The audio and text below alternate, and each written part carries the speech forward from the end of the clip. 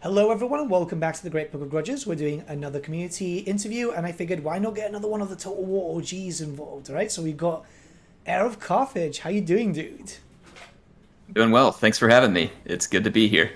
Yeah, I'm super excited for this because we've chatted every now and then. We've chatted about some like Warhammer stuff and so on, but we've never sat down for like a proper convo. So why not now, right? Yeah, it's as good a time as any. So A lot of conversations going on right now. yeah, a lot of conversations, which this has been a headache and a half, hasn't it? Yes, yes, it has. But yeah, before anything, you've been in the Total War YouTuber game for a long time now, haven't you? Yeah, I can't ever even remember when I start. Someone pointed it out the other day that my first upload was actually in 2009. So I Wow. think that was when it started. So yeah, I'm older than dirt at this point in terms of YouTube. Whenever I started, there was no HD. It was 10-minute videos tops, and I was working on Fraps, the free version, and I think I had just bought my first computer ever that had a dedicated GPU, and it was a piece of crap, but it felt great to me. So it was definitely a different a different time and place. It was fun. That's awesome. You've basically played what, like almost all, if not all, of the Total War games that I've ever released at this point? I think the only one that I've literally never spent a minute on was the original Medieval. And my first ever exposure to Total War was when a friend let me borrow, like, we would swap games back in the day on PC, right? So you'd hand someone else, like, your game for the weekend, you'd take theirs. You didn't have to worry about all this stuff they do today. And so, like, he handed me the Shogun Total War game on a disc, and I brought it back and played it. And that was my first exposure. I was like, man, this is a really neat idea. I like the idea of, like, a 3D, even though it was like 2D sprites and stuff, but having like that 3D battlefield was really something back then. And then I think years later, I was at university, and it kind of, I don't remember what had happened. Like, I was searching something about Rome, because I guess apparently all men think about Rome now, is another meme going around these days. So I'm searching stuff about Rome, and I see Rome Total War, and I was like, oh yeah, Total War. Like, I forgot about this stuff. And then that led me on to Prince of Macedon's videos, and I started watching his. And I was like, man, I need to play this game. And so I ended up getting it, played a lot of Rome Total War, and then eventually I bumped into him on a battle and decided I needed to make a YouTube channel in order to respond to comments and stuff. And so I did that, and then I decided, it'd be fun to make my own videos. And so I just kind of slowly got started, and I think it peaked out through probably the end of Warhammer 1 and 2. And then it's just like, I love still doing it, but man, it's life is getting crazier. My boys are getting older. I have less time, but I'm trying to hang in there for as long as I can. I don't want to leave YouTube. It's just time changes and only so much you can do. Yeah, no, no, fair play. It's honestly, it's amazing to hear of such a long journey, to be honest, because creators do kind of burn out through different mediums. It's not just Total War. So it's kind of sad when people decide to call it a day. So seeing you, still doing what you like, you're obviously having fun still. That's incredible. Yeah. Yeah, there was, for me, it's always been kind of like the thing I do for fun Mm, on the side. And it's been helpful in a way because, the day job will be really stressful and annoying. And then Total War can still be a release. Obviously, I've never gotten to do it full time, so I don't know what it's like to go on like a full time grind of it. I'm sure that comes with its own challenges and stuff. And I almost did at one point. My company was driving me absolutely batty, and I was about to leave, and my channel was kind of more at its height, and I was going to just go full time, mm. but decided that I probably shouldn't put my family's finances at such a risk, and so I decided to stick it out.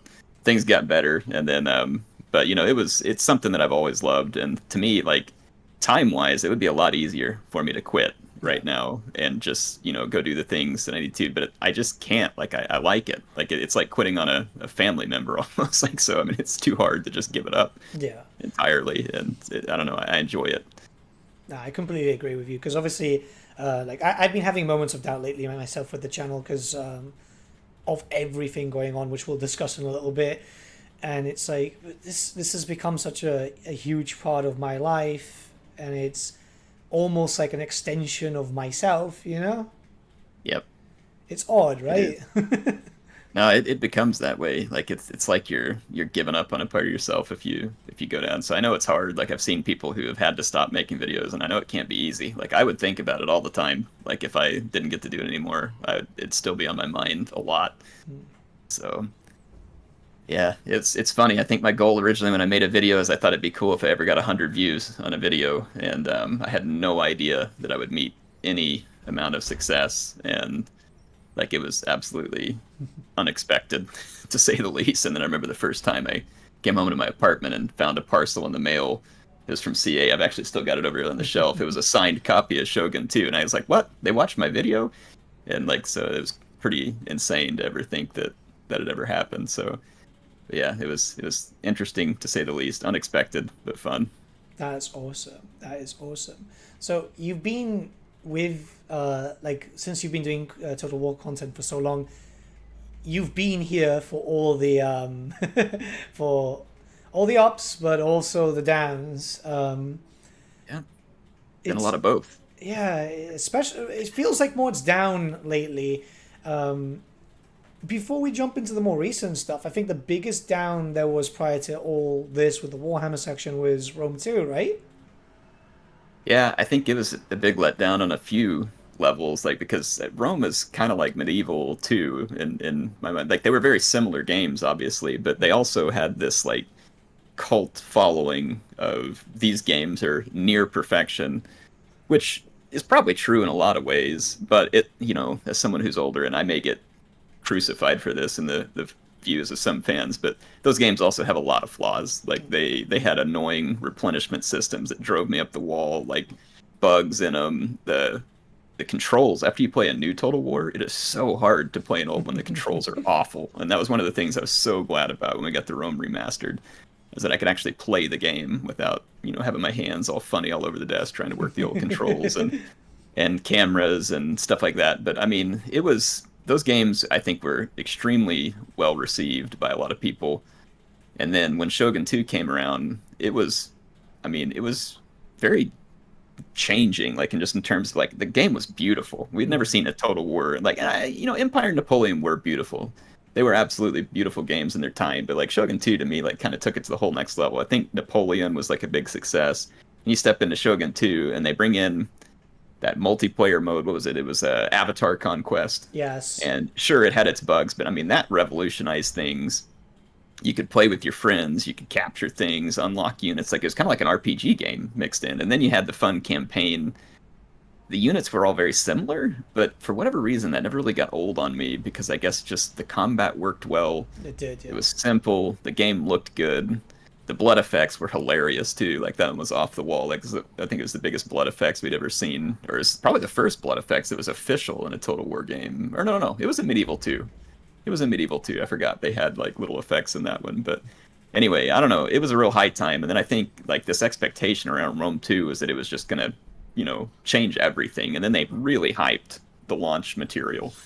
And they actually invited me over. That was my first time to step foot on a country outside of the U.S. They invited me to Britain to come to CA's studio and look at Rome 2 before it released. And I was sitting down with the community guys, and we got to play it, and it was fun, having a good time. But then, of course, it released in such a mess. And I remember that caught me off guard because it hadn't even crossed my mind that this game could possibly release as a mess. Yeah. And I think that was what really kind of woke up Total War fans in a way to like, oh my gosh, like this was kind of a disaster. And it was, like the launch was rough. I remember all the mess with Rome 2, the bugs, crashes, like 20 stack Civil War armies dropping all over you all the time out of nowhere with all the elite units. And it was a mess, like from top to bottom. The graphics were bugged. We had like all those horrific Roman face memes going around. Like, I mean, there's just all these issues.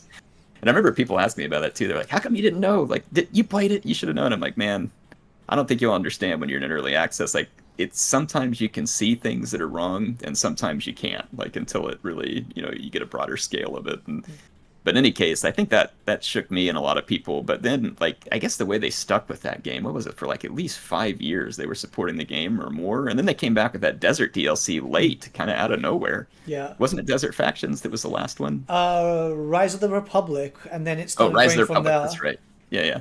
And anyway, so to me, like that actually ended up turning out what I would like to see the way CA handles games moving forward, in my opinion, which is don't launch it broken. Obviously, that's not what I mean. But launch a good game, and then just stick with it. and Yeah, build and build and build and build. And like I think if you do that, like people will be more apt to buy in because now you've got this long time frame. Okay, yeah, game's $60, $70, whatever it's going to be these days. But I'm gonna have it for like 5 or 6 years, and yeah, you can buy DLC if you want, but I think it's more important that it's like you are adding some free content every now and then, but you're also adding updates that yeah, like constantly make the game better and bigger. And like Rome 2 now versus Rome 2 at launch, I mean, they're not even the same game. Like they're not even the same league.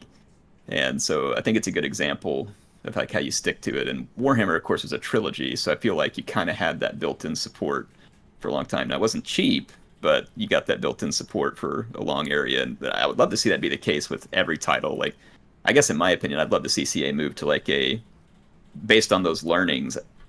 My personal opinion is I'd rather have them release a game to me every 3 to 5 years, mm, but have it be really good and stay supported for a long time rather than trying to have releases every year, like with a bunch of stuff. I don't know. That's just my thought on it. And whether or not that's been a cause of their trouble, I'm not sure. But their content pipeline feels very full yeah. as of recent, and that may be a challenge No, no, from I the development completely side. agree with you. I completely agree with you because do you remember round about the end of Warhammer 2, we were getting we had three active games. We had Troy, we had Yep. Three Kingdoms, and we had Warhammer 2, and it was basically DLC for one, DLC for the other, DLC for the other, DLC for one, DLC for the other. And it was just Yep. repeating like that, which was great for a content creator's perspective, but it was also bad for the case of nothing was coming out as good as it should, which I know Yep. sounds a bit mean. Not so much with Troy, because Troy itself was a completely different studio, but I'm still fairly certain that the Three Kingdoms team was also the Warhammer team, because there's nothing to suggest that it isn't, you know? They seem like they're probably very similar code, like the Yeah. way those were written. So I wouldn't be shocked if they had a lot of overlap there. Because you saw a lot of that stuff, like the single entities and stuff, come into play in that game that were never present in Total War prior to that. So they definitely seemed very similar to me. But yeah, yeah, I agree. Like it was very very busy there for a while. Like I honestly didn't catch up. Like I almost hardly covered Troy. I just couldn't. Like Warhammer was more popular at the time, and I had to stick to one. And like I felt bad in a lot of ways not covering a lot of the news, but it was just too much. Like I couldn't begin to keep track of it. Yeah, it was overwhelming. I mean, I tried my best myself, and I'm a person who like locks into everything, but Troy, maybe the mechanics and stuff. And even then, when I was covering Troy, I was like, oh, well, this mechanic would be great for Warhammer. So technically, it was more of a Warhammer like video than it was a than it was a Troy video. And it's kind of the same thing for Three Kingdoms too, except for the non-mon DLC. I absolutely adored that one. Yeah, yeah, there was like the mythos thing for Troy really took it for me. Like I wasn't that interested in the game, but when you started throwing in the mythos, I was like, now this is kind of fun. Like this kind of to me mixes like that Warhammer world with the real world and makes it interesting. In fact, like I doubt it's a plan, and I don't even know what's going to happen with Pharaoh. I'm worried it's just going to be an absolute bomb in terms of money. But I mean, to me, like Pharaoh would have been a whole lot more exciting if we would have seen stuff like your Shabti running around and like all stuff running Yes. around in it. But I know there's that history crew that's going to hate me for that, and I get it. Like I know that some people want one, but I feel like there's some games that are going to fit better with that history jive, and then there's others that obviously don't need it. You know, like I mean, I think if you go in like a big setting like Empire or Napoleon, Medieval 2, the Roman setting, like these huge settings, like, you don't need that kind of stuff. But I feel like if you're going to sit in these small settings, it might be better in a way, like to put something there that's going to really spice it up. Otherwise, it might be difficult to pull off. I don't know. It's a strange one to me because like Shogun 2 is also such a limited scope, but for whatever reason, that game just worked. I don't know if it was the way they made it or whatever, but that would to me was one of the few like limited scope type games that just felt like It's a a cool period of regular Total history, War though. game. Yeah, it is. It's fascinating. Like it's maybe that's the key. Maybe it's just the key is just picking the right setting and not really trying to go for settings that don't work as well. Yeah, I But yeah, mean, I noticed it with like Free Kingdoms, right? Free Kingdoms, that time period is insanely popular because so much happens. Like, goddamn, so much actually happens. So people got into it. The problem for Free Kingdoms, I feel, and I think a lot of content creators after doing these interviews feel the same way, it's just the DLC system was bad for Free Kingdoms. yeah, no, it wasn't very exciting from a DLC standpoint. And then I think unfortunately it may have just been my channel, but like I wanted to play the game a lot, and I started off playing it a good bit, and it did great at first. There's just like a massive drop off of players too. I don't know what caused that, but Eight princes caused that. okay, maybe that what it was because I wasn't paying super close attention, but it actually kind of disappointed me because I actually liked having a little bit of variety going there between like all the Warhammer campaigns and then switching over into Three Kingdoms, and then I wasn't familiar with that time period at all, so it's kind of fun to like get to play it and learn some of these characters and stuff like that. But yeah, we had a good time with it. But yeah, that was definitely a debacle there too. I think that was kind of the start of, I don't know what you want to call this whole PR fiasco, but to me it felt like kind of the real beginnings of it was during Three Kingdoms, and then of course when they pulled the support, that did not help. So. It was such an odd thing because it's been every game so far since Rome 2 has had its own PR debacle. I mean, Rome 2 had everything, then Three Kingdoms again, starting off the DLCs with the literal end of the story.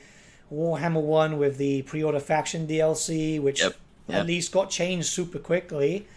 Warhammer 2 had its own debacle, but people don't seem to remember that, which was the whole forced campaign, which was the Eye of the Vortex,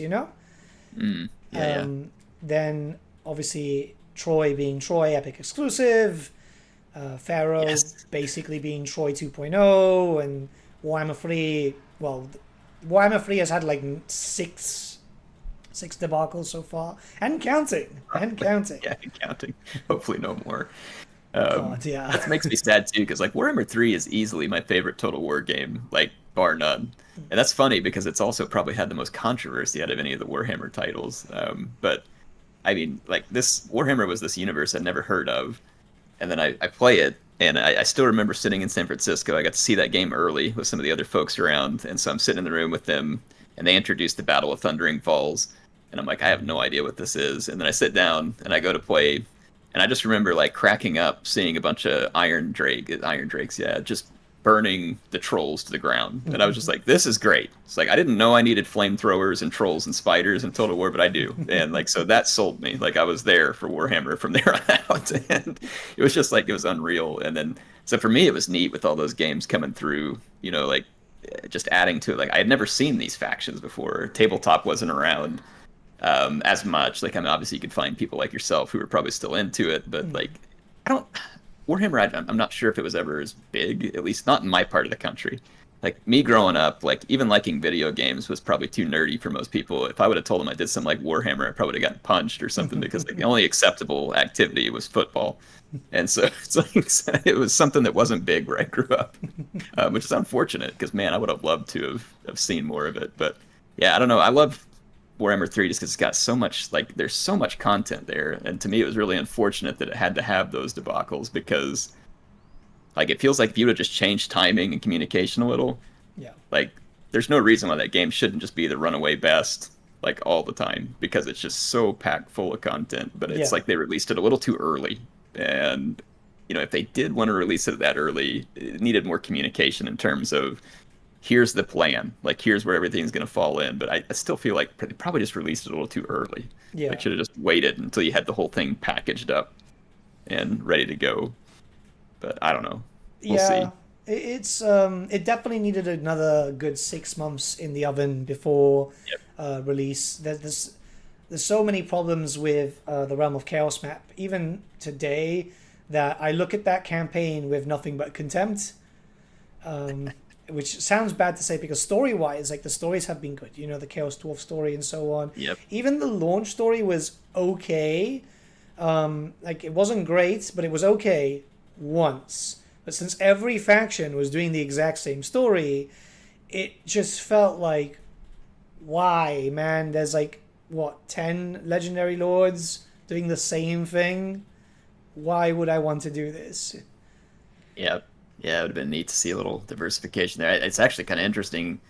I hadn't played the Realm of Chaos campaign ever since the release of Immortal Empires for obvious reasons, because it's bigger and more fun. But I went back to it whenever they did the last DLC, and I don't guess I ever realized that I hated the Realm of Chaos, like having to go there, but I guess I did, because it was really fun not having to go there with the new campaign. So it's like, I don't think I had to mess with it. And I was like, all right, yeah, I did hate the Realms of Chaos. because it hadn't dawned on me that I didn't like having to travel there and back and like leave my lands at risk. And but I mean, to their credit though too, like with all the mess that surrounds some of this, it's sad how close I think we are sometimes. Like the Changeling was an interesting one to me. Like I don't really like chaos gameplay as much as most people. Like it's fun, don't get me wrong, but like it just didn't stick to me as much as some other factions. But the Changeling was curious in the sense that it was just all over the place. It's like I don't have to stay here and take care of this area. I can just move on and be like a complete mess somewhere else. And it's like you just come in like dropping turd bombs on people in the middle of their stuff. Like so that one was really fun to me in the sense that like it kind of broke like your traditional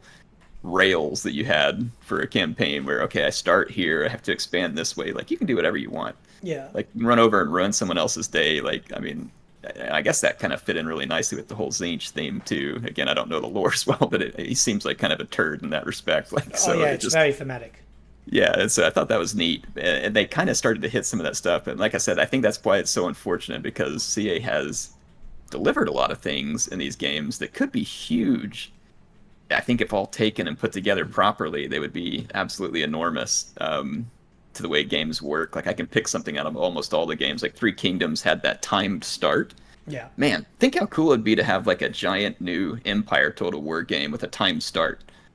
And then like a whole globe. And it's like, oh, I can start in the year 1600. I can start in 1700. Or like then what if you took it to the next level, kind of like they've been doing with all the campaign customizations. Maybe I want to start with a scenario, hey, Napoleon won, and now you got to fight back. Like you start in that weird scenario. Like there's all these different scenarios you could have. Like, and it's like, man, that could be absolutely insane in a history game to like be able to take that sandbox to the next level with stuff like that. But yeah, I don't know. I feel like there's been all these neat features, but it's almost like things just don't come together all in one and with a clean release and clean packaging and, PR and all that stuff that needs to be successful. Like I feel like they've been this close all the time, but now it feels like we've kind of stepped back a few steps, if I'm being honest. Like I felt like we were really close, but now it just kind of feels like you're going to have to really get caught up again. But you've lost all that community buyback I think that they worked on after Rome 2's launch. I felt like they bought people back, bought them back, and then like things had kind of built, and then it's just we're kind of on this downhill slide again. And I kept thinking we're at the bottom, but we'll see. There's a lot of goodwill lost. I mean, the launch of Warhammer 3 wasn't great. Then we had to wait 6 months for the Immortal Empires map, which at that point a lot of people had left, but a lot of people did come back. And then Chaos Dwarfs had a little bit of drama because of the price, but it's still like a very solid DLC. Let's be honest there. Yeah, I love those guys. But then coming into here for Shadows of Change, we have, boom, increase of price but less content overall. A statement by someone who clearly doesn't understand his fan base. And then now multiple statements have come out, which have, if anything, been throwing more gasoline into the fire. Which does kind of shock me how devoid of reason essentially they seem to be, because it's like, why would you communicate like that? At that point, it's either communicate with a proper apology or don't do anything verbally but do something physically. Actions speak louder than words. Yep. I totally agree. Like the actions louder than words thing would be very helpful right now. And in fact, words, even when intended well, can come the wrong way and still do you a lot of damage. So like I think that the actions louder than words would go a long ways at this point. I actually remember, I mean, you were there too, but like I guess when I started to realize the depth of how far off we'd gone was whenever you got that blowback to the Shadows of Change pricing, and you could just feel that tension building, like amongst so every time I would make a video, that is the only conversation that's going on is like the price. Yeah. Which is sad because, it should be about the cool stuff you're about to get for the game. Yeah. And I understand it. Like the price isn't hard for me, but I can understand that and I get it. Like, I pay more for everything now. Like, everything. Like, everybody else does. And so, I guess I could be okay with it. But, I think that CA not understanding just how bad that backlash would be, especially when handled wrong. And so, I remember they told us right before it launched, like, hey, we're going to have an announcement going. I was like, oh, thank goodness. They're gonna like, maybe lower the price a little, or at the very least, just tell people, hey, we're really sorry that you're so mad about all this. We understand. We're going to take all this into consideration and change the way we do things going forward. You know what I mean? Like, that also would have been, in my opinion, an appropriate response there, which is like, hey, get it, message received, let us do something about it next time around. But it came out and it's just pretty much like, the price is what it is. Screw you. Yeah. In fact, the game's just going to fall apart if you don't go buy it at the high price. And I know it's not the way they worded it. I'm doing a lot of summarizing, but again, that's how they... That was the wording, essentially. Yeah. That's how it got taken. And so regardless of whether you worded it that way, that's how it got taken. And I remember just almost like blowing back and I'm like, oh, just like, why? Why was it released? And I was thinking about saying something. I'm very timid. Like, you're on the same Discords and stuff with me when it comes to CA. Like, I don't, even in real life, I'm not the kind of person that usually goes out and makes some kind of confrontation. I was going to go say something. I went to the Discord and I saw all the feedback they were getting out direct. I was like, well, no need. That's like, so that message is coming across loud and clear. But it was just like, it was that bad that I was going to come and speak about it too. Like, because I'm a very slow to action kind of person. Typically, I like to really absorb things good. But I mean, to me, it was just like, oh my gosh, that was bad. Like, that was not what you wanted to do. So yeah, I don't know, man. I want to get out of this realm, if I'm being honest. Like, I don't like being in this position, but you also can't not acknowledge the mess of it at the same time. Yeah. No, I totally get you. Like, I didn't like to do the whole reactionary angry stuff, but it warranted it. I felt it, right? And it was like, why is this happening? Oh, like, because anytime they say they're going to do a statement, now I clench up. You know when you've got that sinking feeling in your stomach, which is like, oh God, something's bad's going to happen.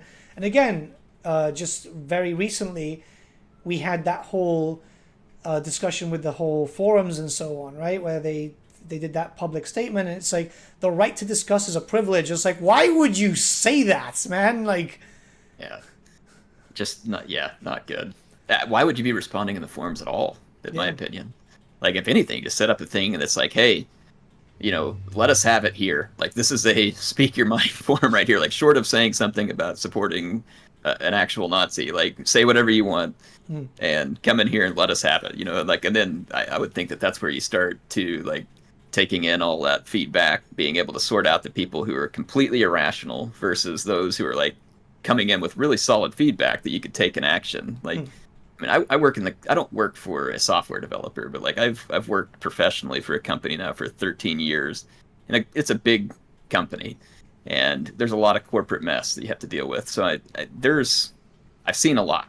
I've seen the effects of having really good leaders at the executive level, and even just like the lower levels, like at a more departmental level. And I've seen the effects of bad leaders at both of those levels. And they're huge. Like, and sometimes people, I always say this in real life, sometimes people are really good with resumes and job interviews, and sometimes people are really good at actually doing a job. And you get both when you're in the corporate world. And CA may be suffering from folks who are, you know, what I would put in that first category, which you're very good at an interview, you have a very slick resume, you can come in, you can talk your way into any job, but when it comes down to it, you don't actually know that job very well.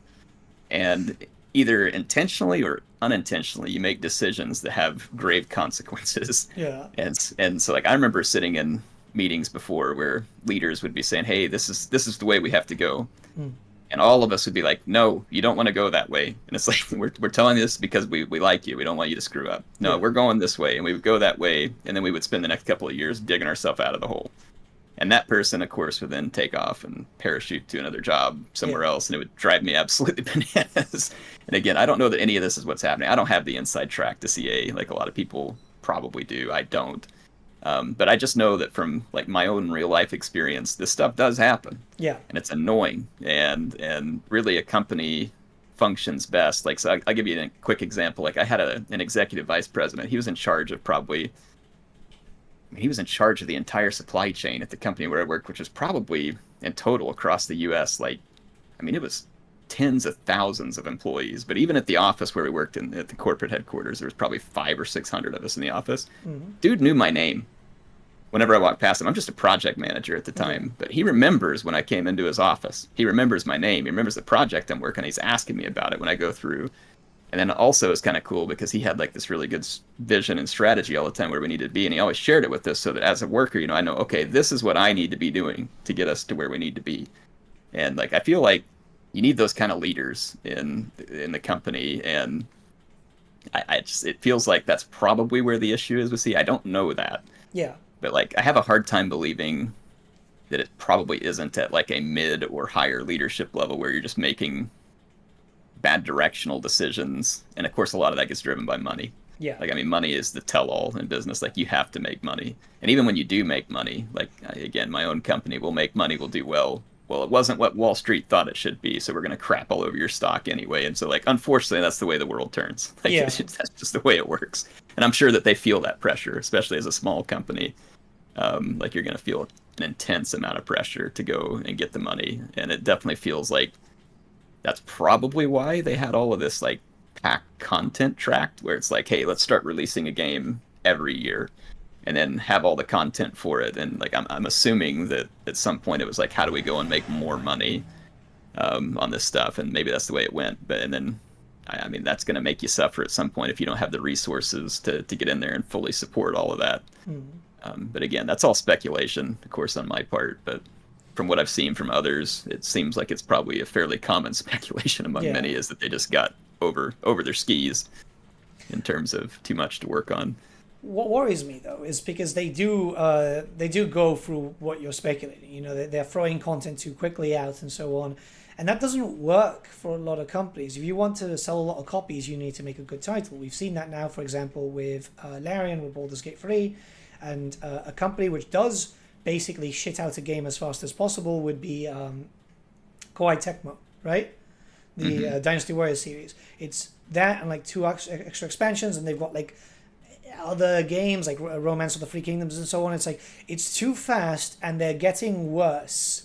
Somehow, your sequels are getting worse, you know? And it feels like that with Total War, where it's like, why are you giving us a game so quickly? Like, it's been 2 years since Troy ended, right? So they've had basically 2 years to work on Pharaoh, not counting pre-production. Why didn't you give them 2 extra years? And we could have had the big Bronze Age game that people were more or less asking for. So everything included with Mesopotamia and all that stuff. Or one thing that I've been hearing a lot of people ask for, which is actually kind of interesting, and I would like it myself, an Age of Mythology Total War. Oh, yes. That would be brilliant. Very brilliant. I'd be down for that. Yeah, it'd be massive. You could get all of Europe, you know, a little bit of Africa, the Middle East, and so on, to make sure that we can get some of the cultures there too.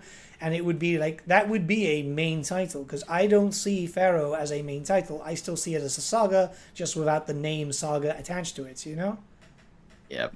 Yeah, absolutely. Yeah, that'd be great. I mean, there's a lot of stuff I think they could go after, but some things that came to mind for me in terms of like comparisons, like, so I'm an old time gamer starting way back when it was all on the NES, and like, so I've loved Zelda ever since I was so young that I didn't even know how to play the game. And so they released Breath of the Wild, totally changed, like, which was interesting in and of itself. Like, Zelda had existed for decades, and all of a sudden, like, you throw this whole new formula at it, which can be very risky. But it like totally transformed the series into something new and like changed the way that I thought about the game, wanted to play it. And it took them 6 years to release the sequel. But it was amazing when they released it recently, and I was happy to wait for it. And then they charged $70 for it, and I was just like, I don't care. Like, have my $70. But it's at that point they had bought that goodwill.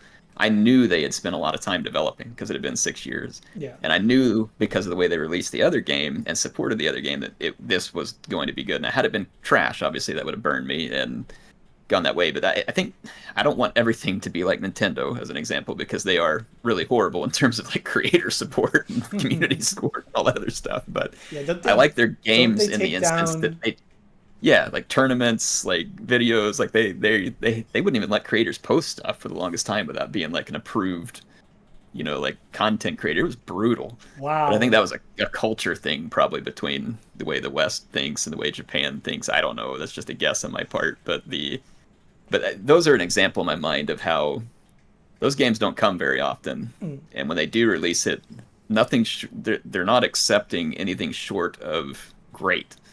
And it's kind of like I've been watching for the next Metroid Prime game for the longest time.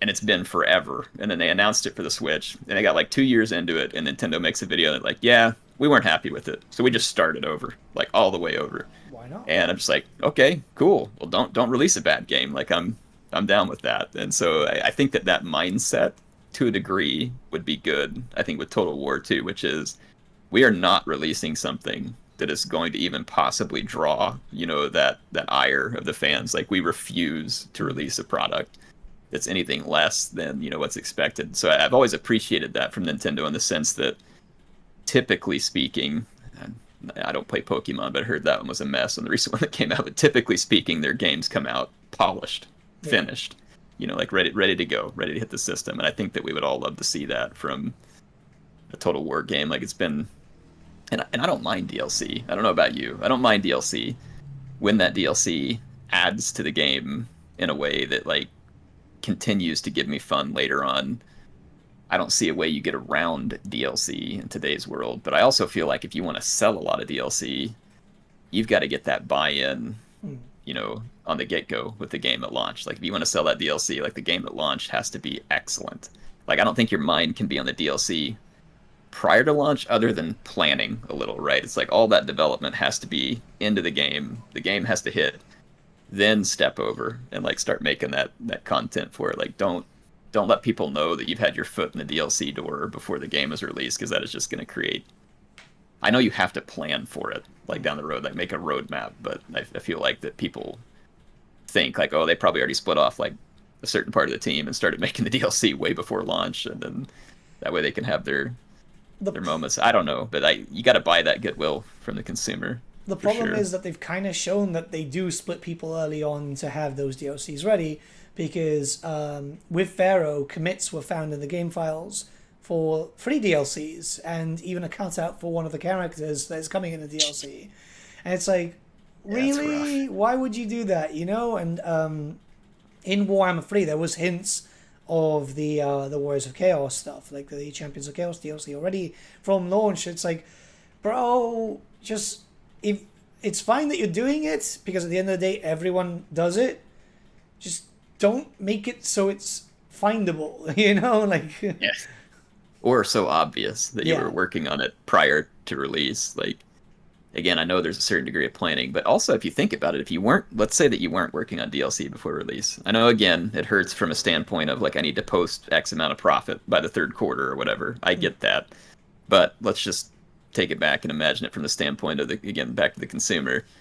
If you hit me with a game that's, again, good, it's got all that content, and then you turn around and like the first few weeks, there's inevitably going to be bugs. People are going to find stuff. But it's like, hey, end of week 1, here's your first hot fix. End of week 2, like here's this next one. Like, and then you tell us like, hey, we're gonna put a patch out there every month. You know what I mean? For like the first so many months. I think if people see that you're dedicated to that first, like that again would buy a lot of goodwill too, in the sense of like, hey, we're here to get this right. Then we'll start discussing, like what comes down the road.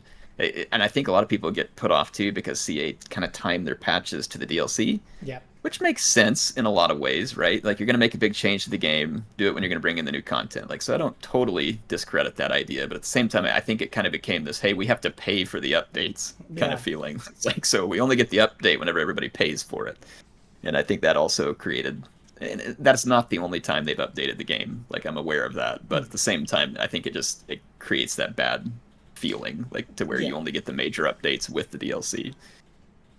So. It's one of those things because like they at the launch of Warhammer 3 they started doing more patches, right, which was good, but the moment that they felt like everything was fine, it's like, oh, the community's okay, let's go back to square one. It's like you've already gained the goodwill and you're starting to let it go down again, and now we've got hotfixes coming out fairly often for Total War, Warhammer 3, right? And I'm really happy about that because while it's not fixing everything, it is fixing stuff. And hell, a rather brutal bug was introduced very recently through a hotfix, and that got hotfixed shortly after to deal with it.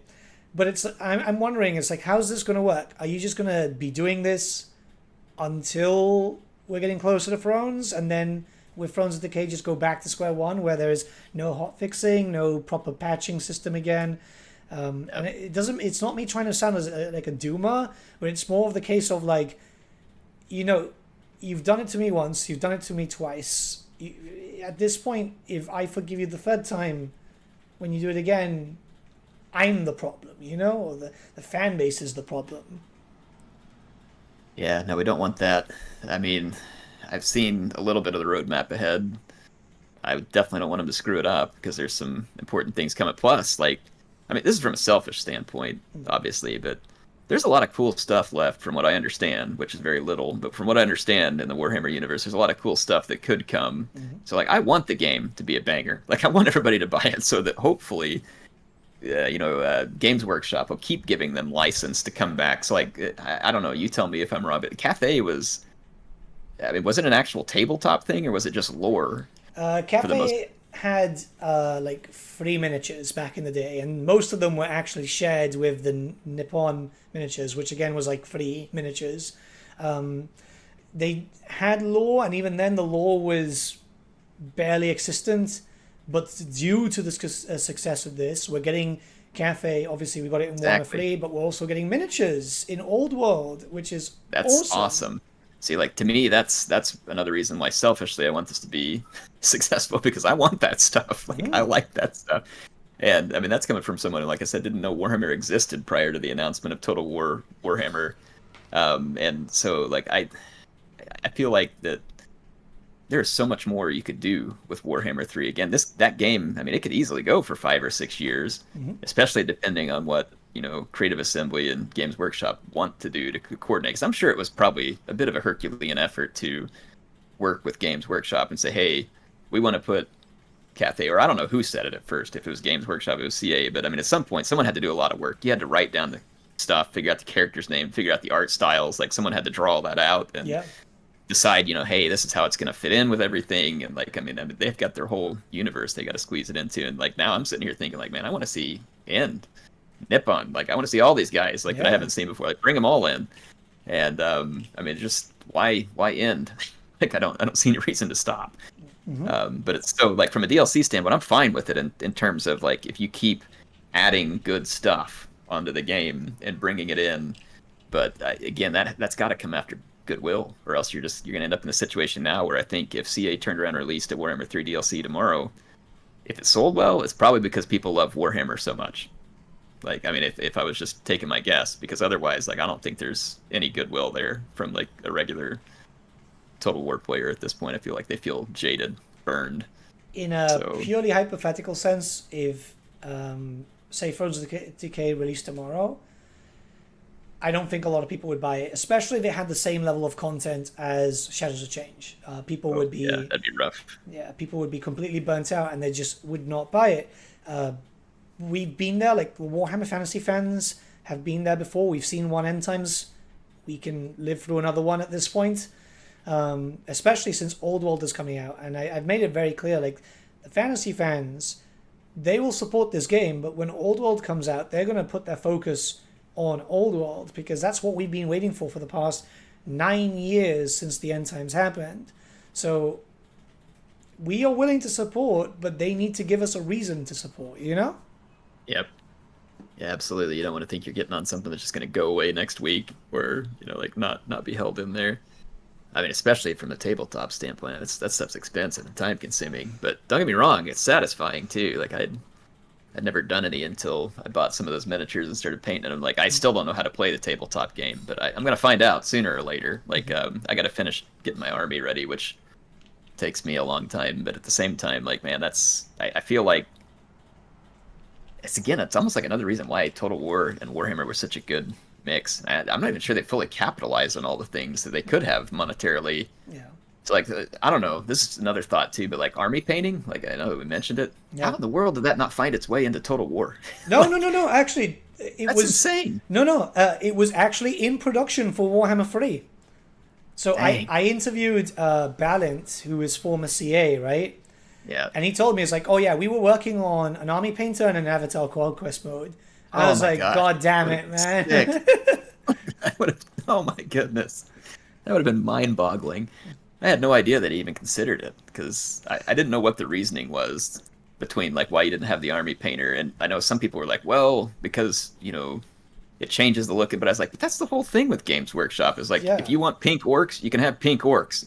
It's like I think like that's kind of I don't know. Again, I'm not a long time member of the Warhammer community, but it seems like that's the thing. Like you walk in, you can paint it like the box, or you can go Yeah. completely off the wall, or you can show up with your miniatures still gray because you just didn't have time to paint. It's like whatever. Like I feel like it's kind of do your own thing, and I think that would have been neat in Total War. Like I mean, and then you think about it from the player standpoint, who's maybe not a Total War content creator, but how fun is it to like have your unit like your special? You gave them a name, you gave them a certain color pattern. They've done these great things during your campaign. But then again, from our standpoint, you're playing a campaign or a stream with people, and a unit does something cool. They get a name, and people remember it. And now they got their own color scheme and stuff going to them. Like, man, that could have been really neat. The other thing that would have been neat, which again gets trickier, but I think about, I was putting together a unit of skinks, and I was asking people a question on my Discord, like, hey, what happens if I put the spear in their hand or the blowpipe in their hand? And like, well, it can change the stats. And I was like, well, that's kind of neat. Like, that could have been a thing in Total War 2. Like, maybe you get to choose weapon types and mix things up, like, and have more different types of unit variety that's up to the player. And, maybe I have a special unit of skinks that carries, a different weapon type than what they're used to, or, whatever. And I was like, man, that could have been a neat ad. And then again, that goes back into a historical thing too, like maybe having some of that kind of flexibility in a historical game to do a little more customization. I don't know if anybody else remembers it, but I remember back when you used to upgrade the armor on Medieval 2, your unit looked different when it came into the battle next time too. And I was like, man, that was cool. Like you'd upgrade a men-at-arms, and they would come in looking like crappy peasants, and then you'd upgrade it and they'd come in looking more like a knight because they got better armor. So I don't know. It just seems like, because I had no idea about Warhammer, and I see people kit bashing things or switching weapons up, and like I put together a kit of, I'm trying to remember the name of them here. What's the Stormcast guy is that they got like the Maul? Oh, Liberators. Yeah, I had the Liberators, and some of them could have a sword, some of them could have a Maul. Like you could put them together different ways. Like some of them you could do with a helmet, without a helmet. Like I mean, it was just kind of neat, like having that flexibility. I think that would be kind of neat to see as like taking that added touch of Warhammer into the game. And there may be a lot more stuff, obviously, because I never have played tabletop, that they could do in that regard. But like I feel like you could take that game even further, even though I would say it's great for the most part. Like I feel like there was those little touches that kind of kept it from really being just like an absolute banger, like knock it out. Yeah. I mean, freedom of expression is always a big staple in Warhammer and the hobby. Kit bashing characters has always been a massive thing. And it's one thing that I always wanted in Total War, having skills to be able to switch around weapons. Because if I have a Chaos Warrior, a Chaos Lord, sometimes I want to use them with a halberd. Sometimes I want to use them with maybe a great weapon. It depends on my specific playstyle, the different person's playstyle. It's why I have, literally for Chaos, I have 5 armies and a 6th that I'm preparing for. And this is just Warriors of Chaos, because an army of Undivided, an army of Sinesh, Tzeentch, Nurgle, and Khorne, and then I'm doing one for the meme of Malal, but that's just because I've always wanted to do one. But the expression is there, and it works really well. The problem is that I feel like a lot of ideas do get thrown into Creative Assembly for the game, but they just don't have the time and the budget, because I'm not sure if you're aware, but we almost had naval battles in Game 1. Oh my gosh. They're Oh, still that's in the another game one. files Holy cow. too. If you go into the game files, even in Game 3, you can find the unit cards for the Bretonnians, the Imperials, the Dwarfs, the Orcs, and the Undead. Yeah. Yeah. Can you imagine releasing the Vampire DLC with the naval battles? Like, holy crap, man! That would have knocked people's heads off. Like, I mean, that would have been insane.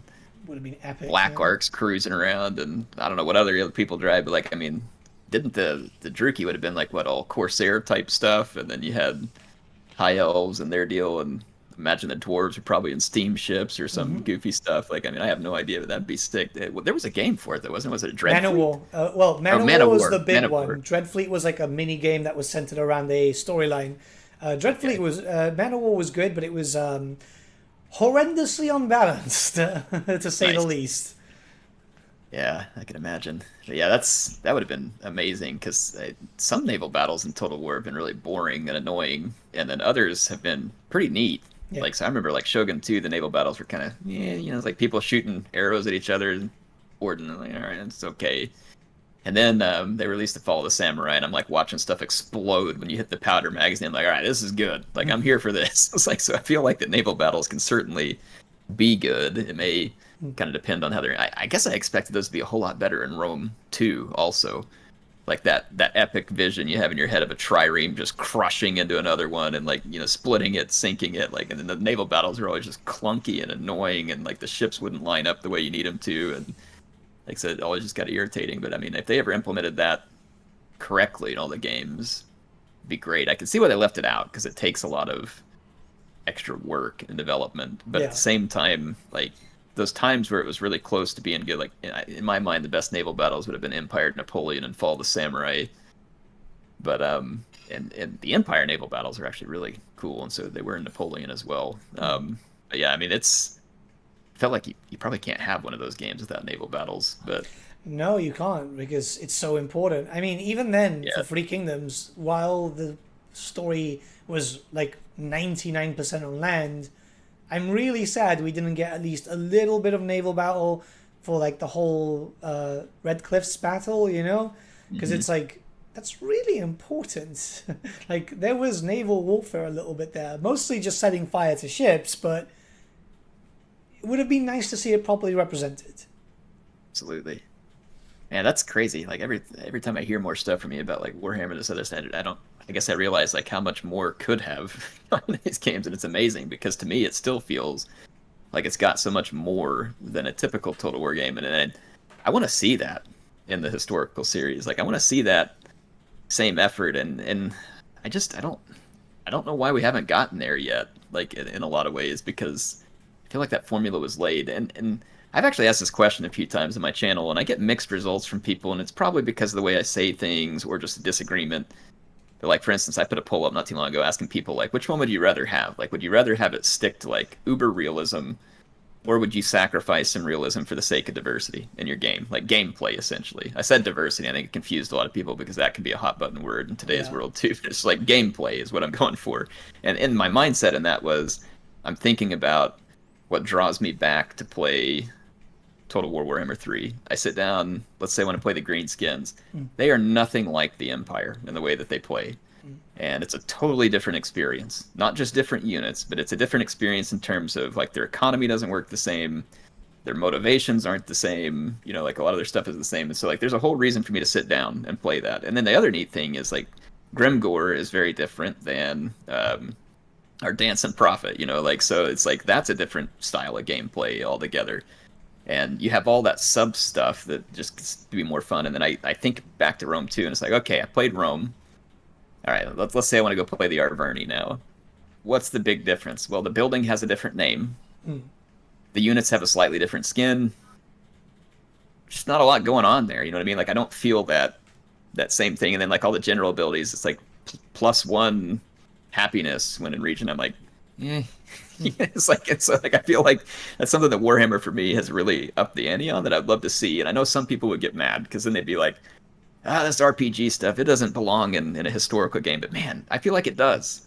Like I feel like it's okay to take some creative license on a faction and make them feel different. Like give me a reason to come back and play every single faction in the game because I'm missing something if I don't. You know what I mean? Like I'm missing something great.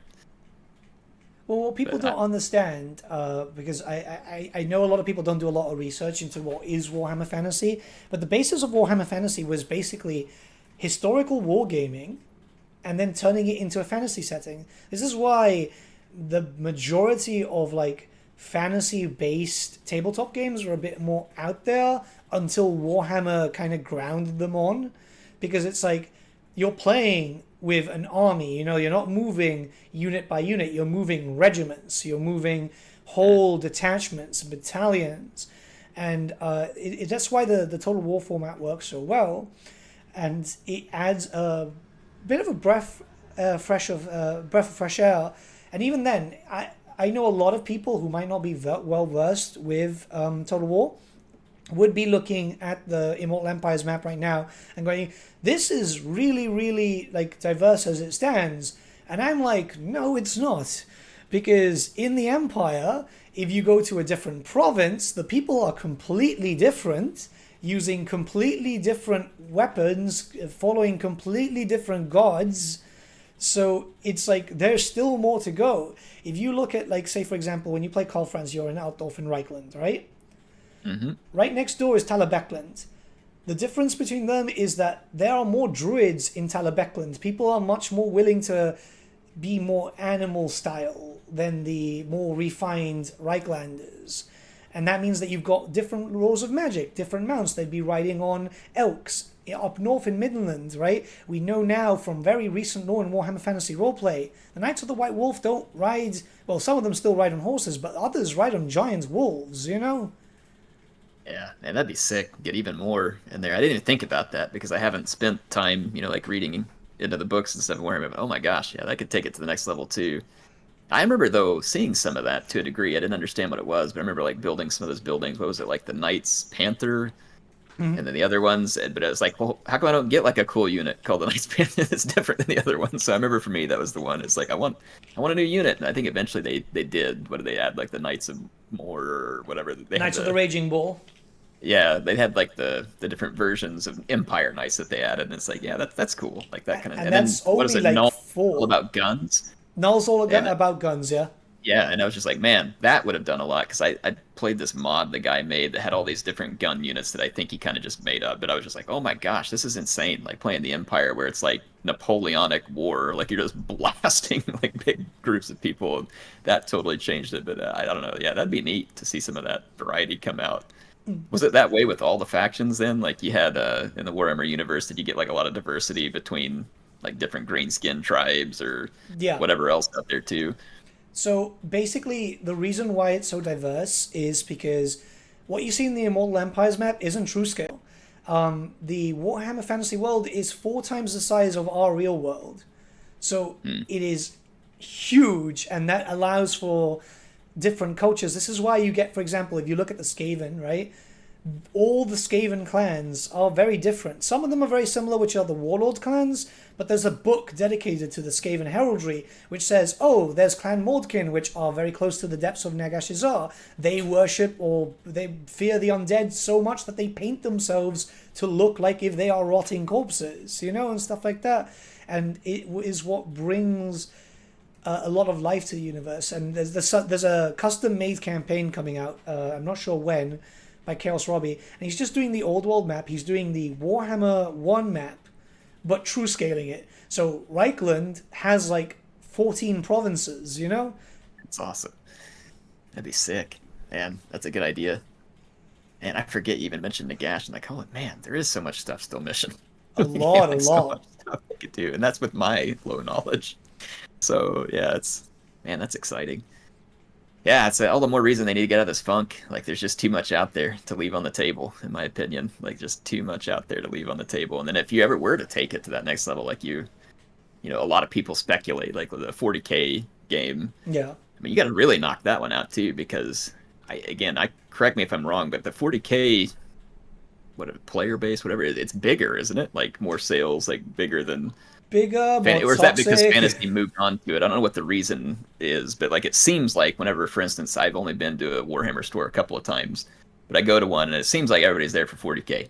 40K was always getting the most attention. The reason why fantasy died is because it got no attention, and this is why it's now coming back after a while. They had to kick out a few people in charge, hint hint, CA, that were making horrible decisions and killing off other products, and like 40K is huge, man. Like just the fort. I remember I went recently to a little event in Spain.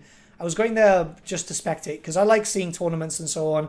And most of my armies have been rebasing right now to prepare for Old World, so I don't have a lot of armies ready to play. So I was like, I'll go there. I'll help out as a secondary TO, and all cool, right? And we were talking there during one of the breaks, and some people were like, the conversation of the Total War 40K came up.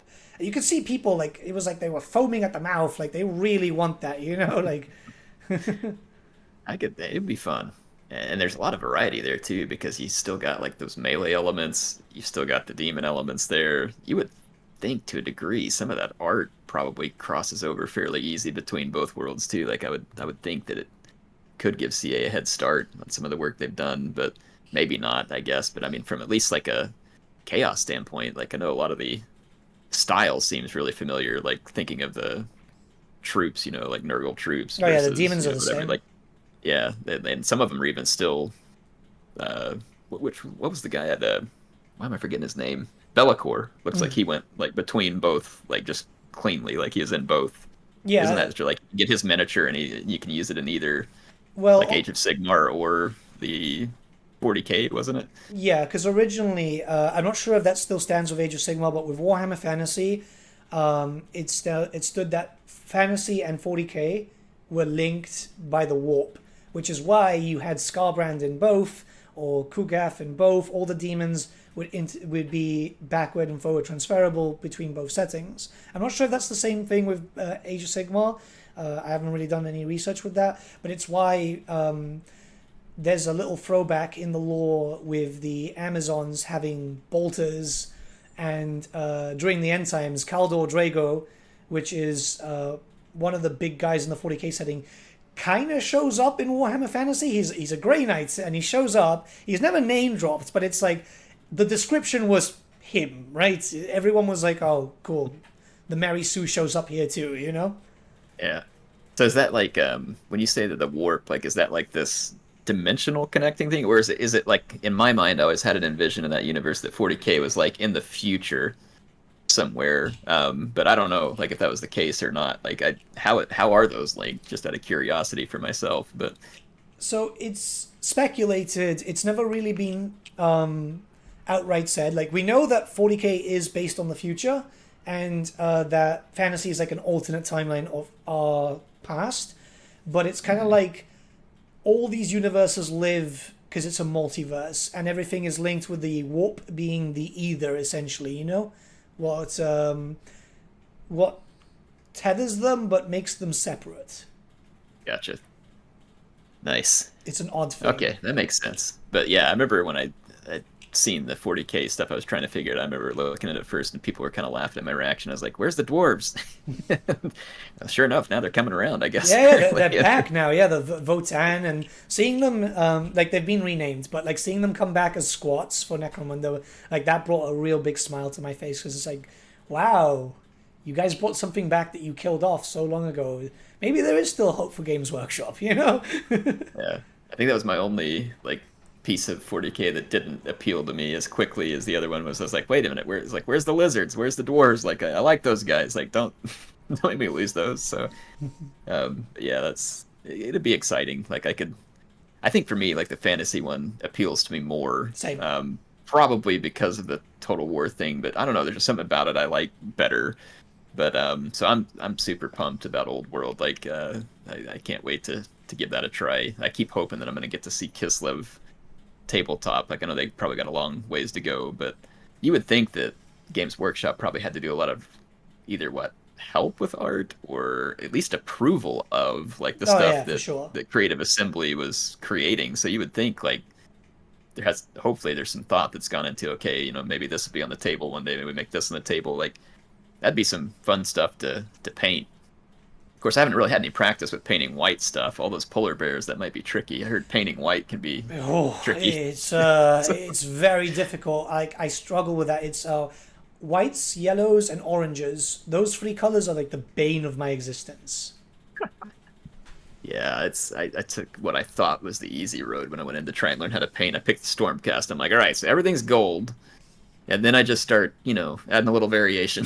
It's like, I can deal with this. Like, I can start here. And then my wife said she would try and learn how to play the game with me if I painted her up an army. And I showed her some of the different ones, and so she wanted the skinks. And like, man, those guys have me scared because like there's so much different color variations and patterns. And I'm like, okay, this is gonna be different. And then she wanted me to paint them purple instead of like the standard kind of like skinky blue type of stuff. And so I'm having to try and figure that out. But yeah, it's been fun. Like I can't wait to try more of the whole Old World stuff. I'm hoping some of those models will carry over. So into... your Stormcast won't, because completely Yep. different setting.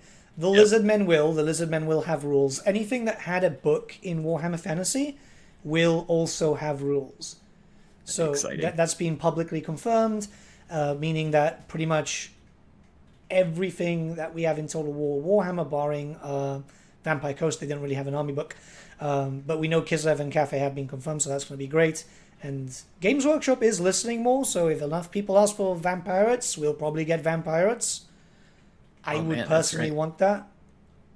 They didn't have like a full army in fantasy, or what was the story there? I remember some of those characters were made up for the Total War game too, weren't they? Like Just Silostra? one. Just one. Silostra was made up, but Okay. the majority of the characters in Aranessa and Noctilus were part of Dreadfleet, and Luther Harkin has been in a big part of lore for a while. Okay. He also existed, but as a kit bash character, and I think they had a metal cast of him at one point, which people just used as him, because at one point we did get Vampire Rules as 6th edition, but it was a White Dwarf supplement, so it wasn't really an army book. It was just like, here's some rules, have some fun. Which worked out, to be honest. It was kind of cool. Do they just mostly like use other models or like Yeah, whatever you build could them throw yourself, together? yeah. Okay. Which was cool. Interesting. It was honestly really, really cool. You never know for the future, though, because Games Workshop are listening. Like, we are getting Cafe, we are getting Kislev. Obviously, they have been listening, and I have no reason to believe that they're not. Like, I've got some friends at Games Workshop, but I'm not really asking them for information early, because that would be a bit unfair of me to do that, you know? Well, if they do ever bring the vampires to the table, they already have good theme music for their videos. You know, they could just go take the Total War trailer. I think everybody loves that sea shanty. It's like probably the most popular song that ever hit any of those. It is a really, really good song. But, yeah, I mean, the concept of a Total War 40k sounds cool. What, personally, would you like to see next as a Total War game, though? Oh, that's a good question. I think the one that we will see next, if I had to take a guess, I mean, well, I say that if CA wishes for its company to continue, I think there's two choices that they have, and both would probably be the appropriate reaction, which I believe would be the 40k, and then I think the other one would be Medieval 3. Mm-hmm. I think if they don't make Medieval 3, they're going to get like a full-on peasant revolt, like Spartacus style. It's not going to go good. But if it selfishly, if it was my choice, like I would love to see. I just want more. Like the Rome time period is unbeatable to me. Like it is just so great. And then it does kind of have that interesting transition that you could take, like the prequel with Alexander. You know, you could have that post period with the Huns and all that kind of stuff, like they've done before. And I know people be like, it's already been visited. I still don't feel like they've like totally knocked that one out though. Like I feel like they could go there again, but I don't expect them to. Like that's not anything that I actually expect them to do anytime soon. But that would probably be my choice from like a historical standpoint. Like if I had to pick a game, I'd want them to do that, and I would want them to get it to the level of Warhammer type gameplay diversity in the sense of like I want all the factions to be unique. I want different like game. I want a faction to be a glass cannon like the Wood Elves. I want another faction to be all armored up. You know, like Rome, for instance. Like I want it to play that way. I want that asymmetry. Yeah. Fit it to history the best that it fits. You know what I mean? Like, and so that's kind of what I would prefer. I think it'd be sick if you could ever take a game like that too, and then maybe add some fantasy elements into it. Maybe that becomes your Age of Mythology one there, where you come in. But then I don't know. Like I look at the Age of Mythology game, that would be another one that I would be super excited about. I could see like the Romans being a big faction in that, the Greeks, obviously, the Egyptians, and then to your point, like I think that one expands pretty easily into Africa, into Norse, like which I know may not fit the timeline perfectly, but it didn't really fit it in Age of Mythology perfectly either. But it was still fun. Like I don't think anybody was complaining about them getting involved. And then I mean, you could take that all over the world if you wanted to. Like if it was successful, I mean, why not? Like just take it all over. Like add in, you know, Asia, add in stuff from the Americas. Like I mean, you could take that all over the place. I can imagine some kind of like Quetzalcoatl thing flying around that looks like what was the flying unit for the Lizardmen they brought in later? Yeah, Quetzalcoatl. I can imagine that like flying around like the big, was it like the serpent god or whatever they had? So I mean, there could be all kinds of cool stuff. But I think from a historical or semi-historical, that's probably where I would see it go if it was my choice. But I think from a fantasy standpoint, like I like Age of Sigmar because I've been painting the Stormcast, but you kind of already been there with the fantasy side. So like if you went to the 40K, to me, what would really make that amazing is if it became, like I've mentioned to you before, like if it became a mixture of something akin to Battlefleet Gothic 2 mixed with Total War ground battles, and then the campaign map is like full on like chunk of a galaxy or however far you want to go. I don't know how it really fits into 40K, but being able to move between different sectors and planets and having to capture a planet's space region first to be able to make an invasion and come down and invade and like actually take over. And like I don't know, to me that would be really insane, like the ability to have kind of that grand scale, doing some like galactic level empire building, and but still having like the naval battles, of course, it'd just be your space, and then the land battles. And I'm guessing the land battles could get pretty interesting because you have a lot more equipment and flying stuff and all that kind of stuff in 40K. I would imagine that could make it really pretty interesting, like in terms of how all that would work. And I mean, you have flyers now in Total War, so it can be done. So not like that would be new territory. I think it would be kind of cool, honestly. I know a lot of people want 40K. I honestly, I wouldn't mind it. I would much prefer like a Lord of the Rings Total War more. That would be really fun too. Because like we know Embracer are dying now. Like Embracer own the license right now for like games, right? For Lord of the Rings based stuff, and they are slowly dying because they made the financial mistake of buying as much as they could prior to COVID starting, and obviously they were not able to do much, right? So it's like, if we could just get our hands on that license, and a big Lord of the Rings Total War, right? All of Middle-earth, play as Rohan, play as Isengard. I would love to play as Isengard. It's one of my factions that I play on the tabletop because I play the Middle-earth strategy battle stuff. Just going full ham, man. I would absolutely adore that. Could you just imagine, like, reliving... Because a lot of people do that, right? With the mods. Like, we've got loads of mods which allow us to relive Helm's Deep, relive... Ministry of Battle upon all fields. But imagine if that was done now with a fully licensed game, fully voiced, fully everything, it would just be beautiful. So beautiful. It'd certainly be launching to a huge fan base, and I know some people can choose to disagree, but for me, like, Lord of the Rings is probably the best fictional story in the history of the world. Like, I'll take it that far as I'm concerned. Like, I don't know if there is a better fictional writing. I read the books after I watched the movies. There is a lot of neat stuff there, and like it definitely has a feel all its own. I had wondered whether you could really get enough variety in it, but at the same time I think you could, because there's all of the, like, when you just watch the movie, I guess, like, you only hear hints of these other civilizations or see them a little bit, like maybe like the Battle of, what was it, Minas Tirith, like you see the, what do they call them, Easterlings or Minides, whatever, but like you get this, you catch like a glimpse. There's two different types of men there. There's the Easterlings, which are the ones that are in gold and red, kind of regal looking, and then there's the other ones which are the Haradrim, which are like, with the turbans and stuff. Yep, it almost kind of reminded me of like an Indian kind of style, like with the elephant. Is that they're the ones that had the elephant? Like, yeah, they were based on Morocco, I think. Well, kind of like the Muslim territories down there, the Arab territories there.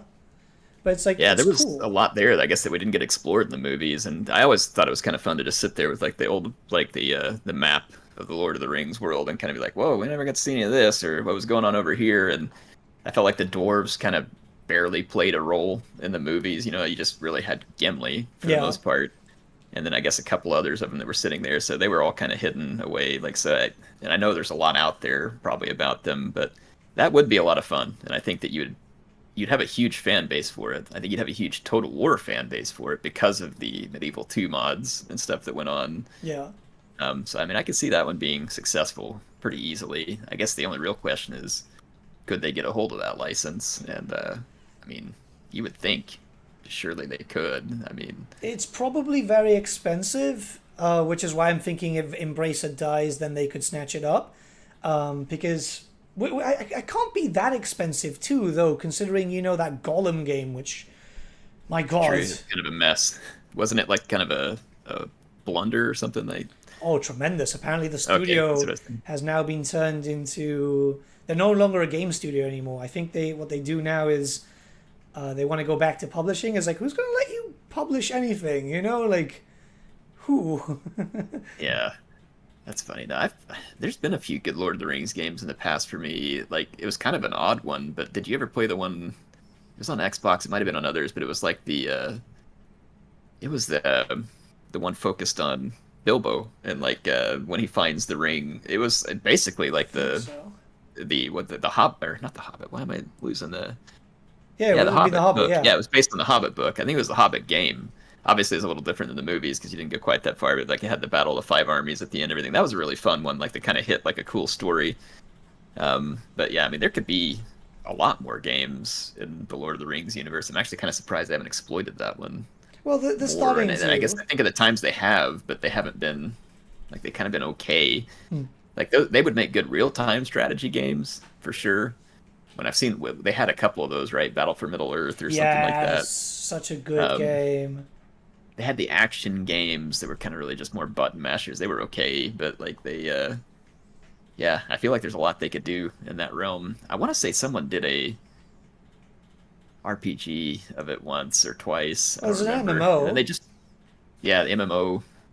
They just released a new one though, like that dwarf kind of survival crafting game, right? Yeah, Return to Moria. I've been playing it on stream, and I think Legend just recently bought it too because he was liking what he I've been saw. meaning to try it. It is really fun, man. I actually really enjoy it because it's like it's it's a story based thing. It's very true to the lore. Hell, you can make a woman dwarf with a beard, which is part of the lore. You know, they've got facial hair, so it's like that's great. There's so much attention to detail, and I'm exploring through the mines, and seeing all these little bits and bobs. I'm like, God damn, they're really going full on ham with this. You know?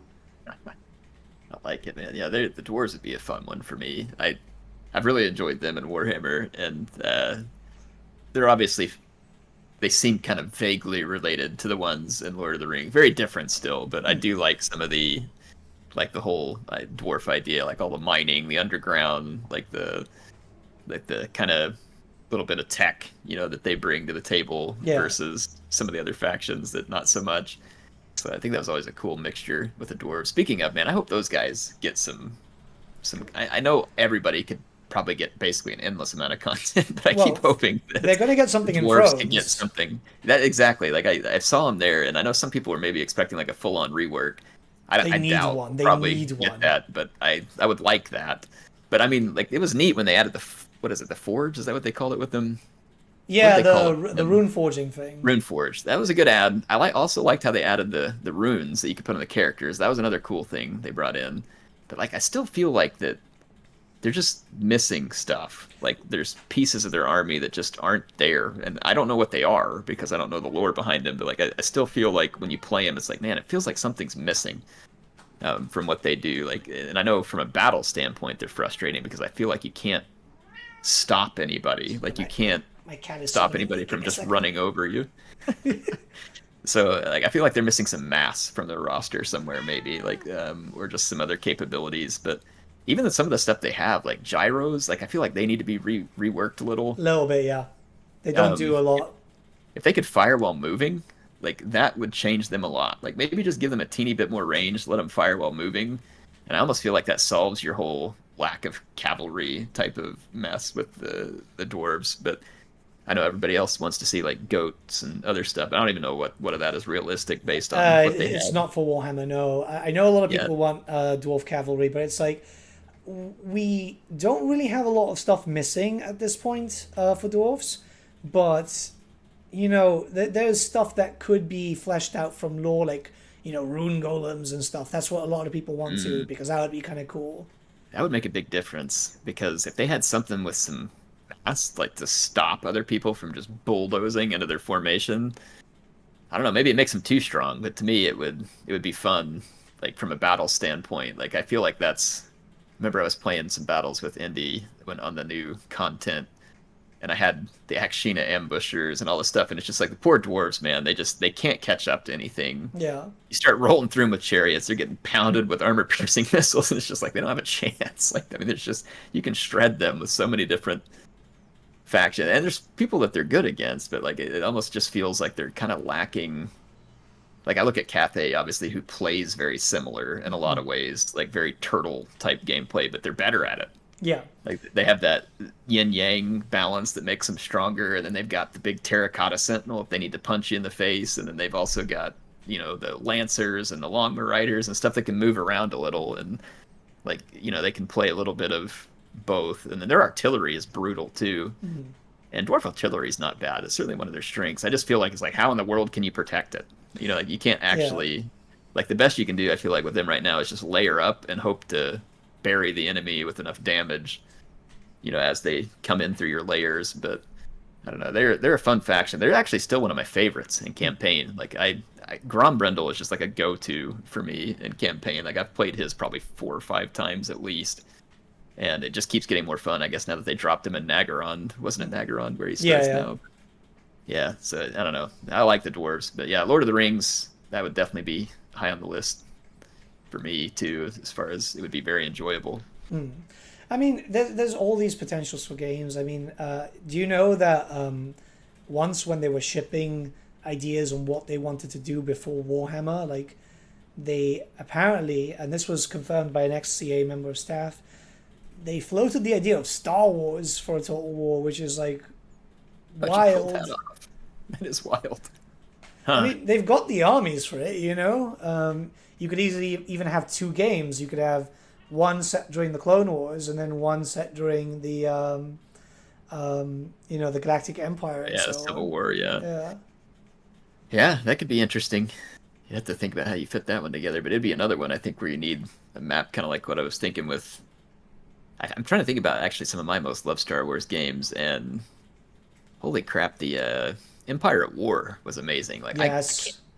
I can't believe they haven't made another one of those games. Like that's a whole other conversation for a whole other topic, but like to me, the whole Star Wars franchise, it's just like, hey, watch us not make near as much money as we possibly could and piss off all our fans. It's like that's their mission right now, I swear. It's like let's just make everybody mad and make less money. So that one doesn't make any sense to me. Like I said, that's a whole other conversation. But yeah, there's games like that one that are just begging to be remade and thrown out there. Like a new version of Empire at War would sell like hotcakes. And then Knights of the Old Republic. That got shelved, right? They remake. Yeah. Why? Like again, I don't know. These are games that again, it's like a money printer. Yeah. I don't understand why they don't come out with it. But yeah, Star Wars would be a neat one for sure. That would definitely be.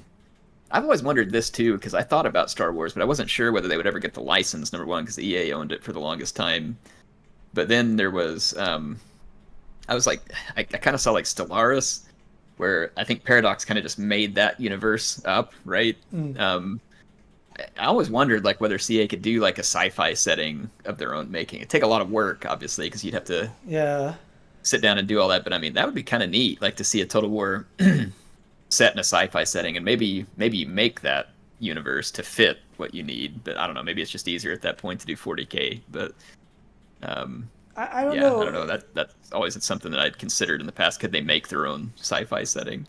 Something completely original would be quite the task, mostly because it's a lot of work. They'd have to like not even just make enough lore for the setting of the game, but they'd have to go and make lore for stuff prior to that, to bring in established stuff. And it's something that I think CA would do. It's also something that worries me because that would be a colossal waste of time, because CA can't do all... Like, CA can't barely do a game a year, they need to have been working on this for like 10 years to be able to make it good, which worries me, Yeah.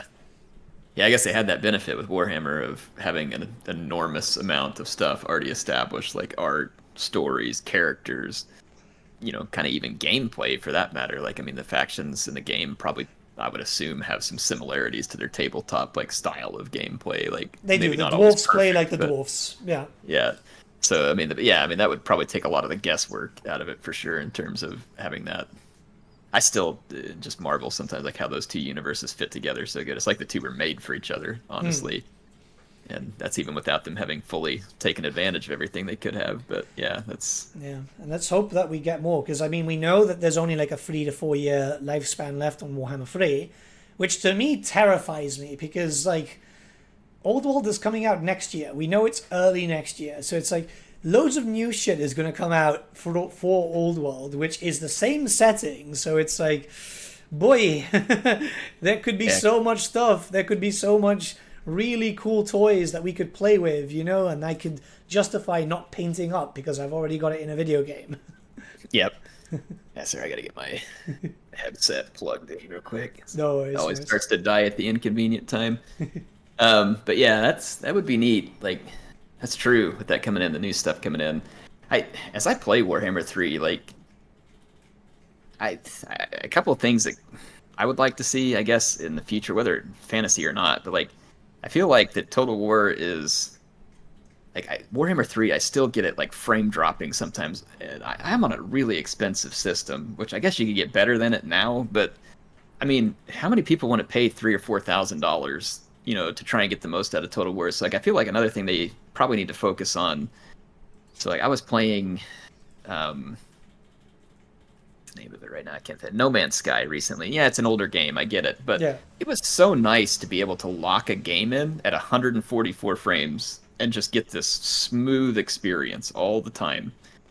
And like, I want to see Total War move that way. I know it's a little hard because you got a lot of stuff on the screen, there's a lot of physics, all that stuff's going to take its toll, but like, I spent a lot of money to build this computer because I did a lot of editing and other stuff. So like, I have a 16-core processor. I've got a massive GPU with tons of memory, and I feel like it just wasted. Like, you hit the limit so quick on what Total War's engine can do. And so maybe that's something that they really have got to sit down and figure out too, which is, instead of just like spining off different like trees of engines to make all these games individually, they might want to just at some point just eat it, like bite the bullet, make a really good engine underneath all the games that they can all function with. And I'm assuming that would come with tools for the developers and modders and other stuff. Like, just get all of that stuff extremely established and functional, but also capable of taking charge of modern hardware properly. Like, how can you get it designed to where it's going to be able to use all these new threads and cores and all this other tech?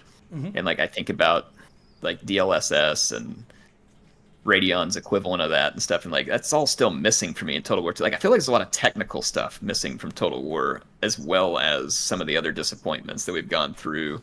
And like, when I go in to play these new games, like, why am I still hitting 30 FPS or 20 FPS like in a Total War game when I get in the middle of a battle? And I look at Pharaoh, actually.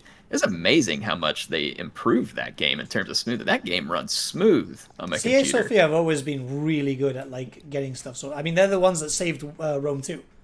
Yeah, the only problem for me is like, man, I wish my Warhammer could run that smooth. Yeah. It's like, so now, like, I don't know. I feel like that would also be, you really need a next generation Total War game in a lot of ways to get people bought back in. And I just have a hard time.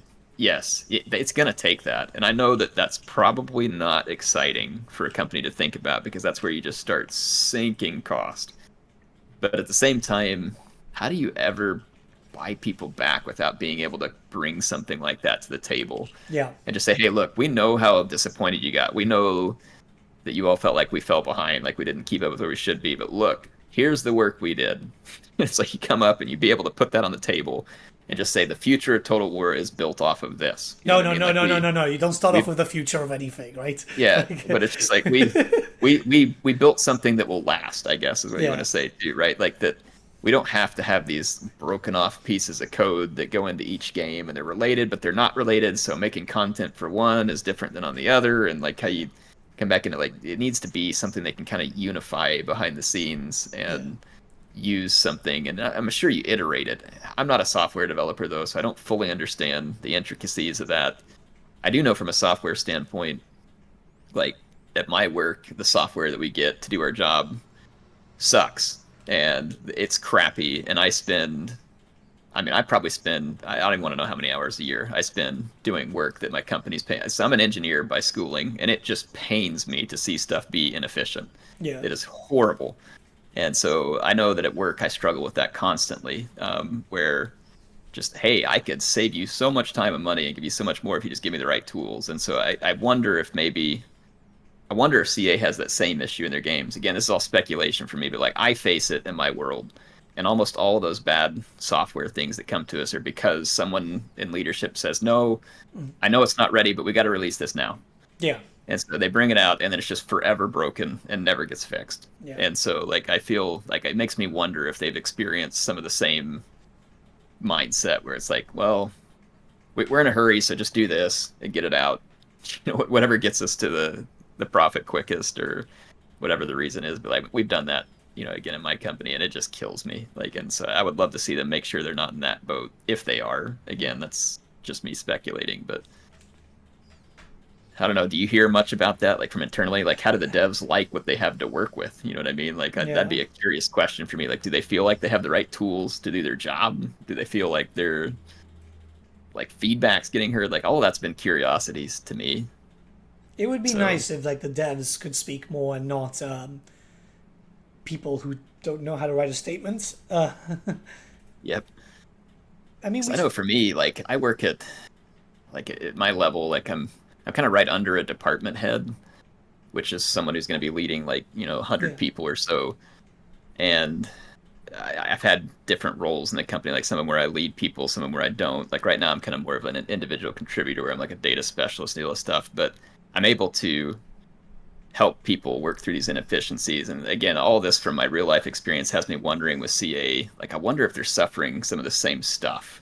You know what I mean? Where it's like, so for instance, people come to me all the time and be like, I can't do my job. Like it's too slow. And so I'll help them scrap together some kind of data tool or report that helps them do their job twice as fast.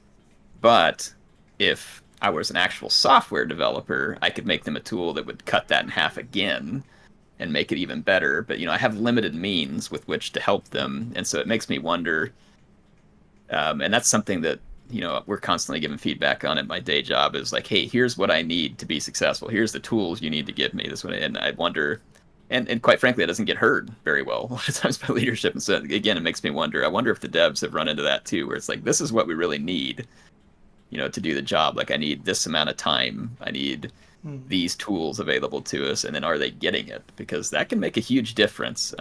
You can have someone who's very capable at getting a job done who can't, because you've given them the wrong tools or the wrong timeline or the wrong... It does feel like it might be Sega basically saying this needs to come out today and that's it, you know, because a lot of Sega's other studios have failed recently. Yeah, that would certainly speak volumes, because I guess publishing and developing are two different things. Like one of them is going to just be trying to get the money at the right time. And again, like I totally get that corporate mindset because I work in it, but I also hate it. Like there's like we have to deliver this at a certain time, and it's weird because all of that really goes to shareholders in the end. It's like, what do we do that makes them the happiest? And I think that the thought too often strays to, well, I just have to have a big quarter or whatever, and people lose sight of the long term. You know, like how am I actually looking to the customer? And I know that slow growth thing scares people, and it's because our world punishes people for slow and proper growth. That's just the way it is. Like, but you know, it's also, you see some companies who do it and they'll succeed doing it, and it just takes a little more faith, a little more time to get through that. I just think that they need to reel it in a little bit, because we know that it's not just CA, right? It's like every single studio right now, every major studio is having issues. Paradox had it with Lamplighters League, and now apparently City Skylines 2 has issues, right? So it's everyone. It's not just CA. The only problem is like we focus heavily on CA stuff because we are like Total War creators, you know? Yep. But like it's clearly something is going wrong in the gaming industry, and everyone's getting fucked for it. Yep. I about half wonder if it's just it's probably building for years, but then I think probably the inflation and the weirdness that's gone on over the last few years makes me wonder if that plays a role in accelerating it, in the sense that they get really worried about profit and how it's going to come into play. But you know what's kind of funny? Again, I'm not going to use any specific names or examples, but again, I work inside a corporate world. I get to see, like, so for instance, the company I work for is in retail. I'll tell you this: some of the people's prices are because it actually went up, and other people it's because they just could, because Oh everybody yeah. else went up. And so I about half wonder too how much of this is driven by necessity versus how much is driven by, okay, I'm just getting this good, so I'm gonna go get it. Like, and so I think that that could also lead to bad situations in the sense that if you go make that decision, you could get short-sighted.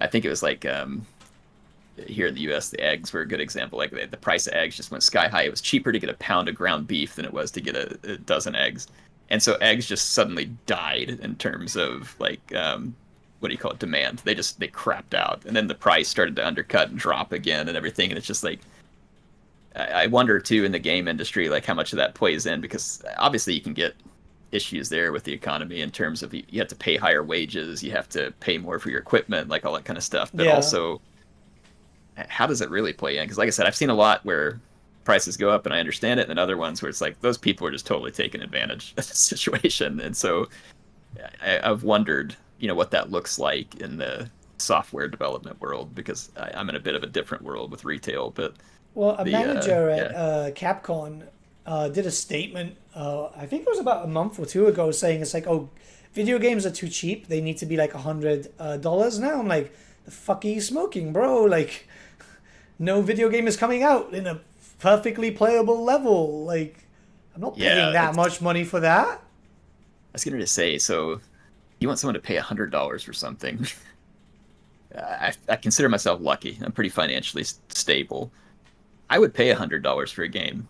It would have to be amazing, and it would have to last me an incredibly long time Hmm. to make that worth it. And I can only think of a few games that I would have played enough where that would have been worth it. But even still, like, you start to make that decision. How many people will pay $100? Number one, just because I will doesn't mean someone else will. Oh And you got yeah, to consider that when you go into it. Like, I mean, there's going to be a point at which people just say no. And it's too even me, expensive. like, yeah, like I'm not going to pay for that. And I will pay more money for a game, but also I usually only buy 2 or 3 games in a whole year. Like I rarely go out and buy. Like I don't have a giant Steam library of stuff I play. Like it's very few games that I'm into. And so like again, if someone's going to charge more, that may work, but you're also going to also limit. And if people have to go and make a decision like, "Ooh, do I buy Call of Duty or do I buy Total War?" That may not be a fight you want to get into. Yeah. I mean, like that may not be the battle you want to pick. So I think the pricing thing, 27, what was it? Was it 27 US dollars for the what was the DLC's price? I'm trying to remember. £20, €25. So I'm assuming around $25 too. Yeah, so it would have been around $25 then for us in US. Yeah, that's rough. Like that's a lot for a DLC. That's like expansion territory in Yeah. my mind. Like you got to have something pretty expansive. But That's the price of yeah, a new race. Yeah, it was the same price as the Chaos Dwarfs. So many people wanted Chaos Dwarf levels of content. Just a shit ton of stuff. yeah, I could see that maybe being the price these days for something more. But again, to your point, like you're gonna have to deliver. Like, and I think the goodwill side of that means if you're gonna raise the price like that, you're also gonna have to crank out a lot of free stuff. Hmm. And I know they don't like that because it doesn't make them the same money per se, but that's where you're gonna buy that goodwill that I think Yeah, saves you from some of the blowback on. And then the updates that come with it, like it's not just the free content. Like you don't have to toss in like a ton of free content, but if you add in a lord like Emmerich or something else that's fun and good and people can play, but then couple it with like, oh, by the way, we heard all your feedback and all this stuff that's pissing you off still in the campaign, and look, we fixed it. Like we brought in a bunch of changes. Or yeah, like the Empire overhaul was another good example. Like, dang, more of that, please. Like stuff where you come in and make the game just unabashedly better. And if it comes off the back of a DLC, okay, that's fine. But I mean, at least there's something there like that, because that would have come to the people who already owned mm, Empire stuff, right? Like they would have been able to take advantage of that. So I feel like that's another benefit. Carry that with you. I guess the other thing too that hurts me less with Warhammer, talking about money, because you had to buy all the games and all the DLCs. yeah. At least it all stayed relevant, like coming through That's the true. games. Yeah, that's true. That's very, very true. Like I mean, at least you got to carry that over And so what Warhammer 1 released, what year was it? 15? I think so. Yeah. So I mean, that would be hundreds of dollars, obviously, that you would have spent. Hundreds of dollars, pounds, euros, whatever it is. You've spent a lot at that point to get it. So I mean, I guess at least it lasted that long. In terms of, I don't know, how does it feel to you in terms of pricing? Since you're on the tabletop, and that stuff's expensive too. Like, how did that feel like in terms of pricing compared to say like the table? So it's game? But I guess in that hobby, people are probably just used to it not being cheap. Like, it's one of those things you invest in for the long term, I'm assuming. Like, yeah, I mean, I have 1,000,000 points of Warhammer Fantasy stuff, and that's just Warhammer Fantasy. So I've got a lot of Warhammer. The difference, I think, for me is because the tabletop stuff is physical, so I've always got it.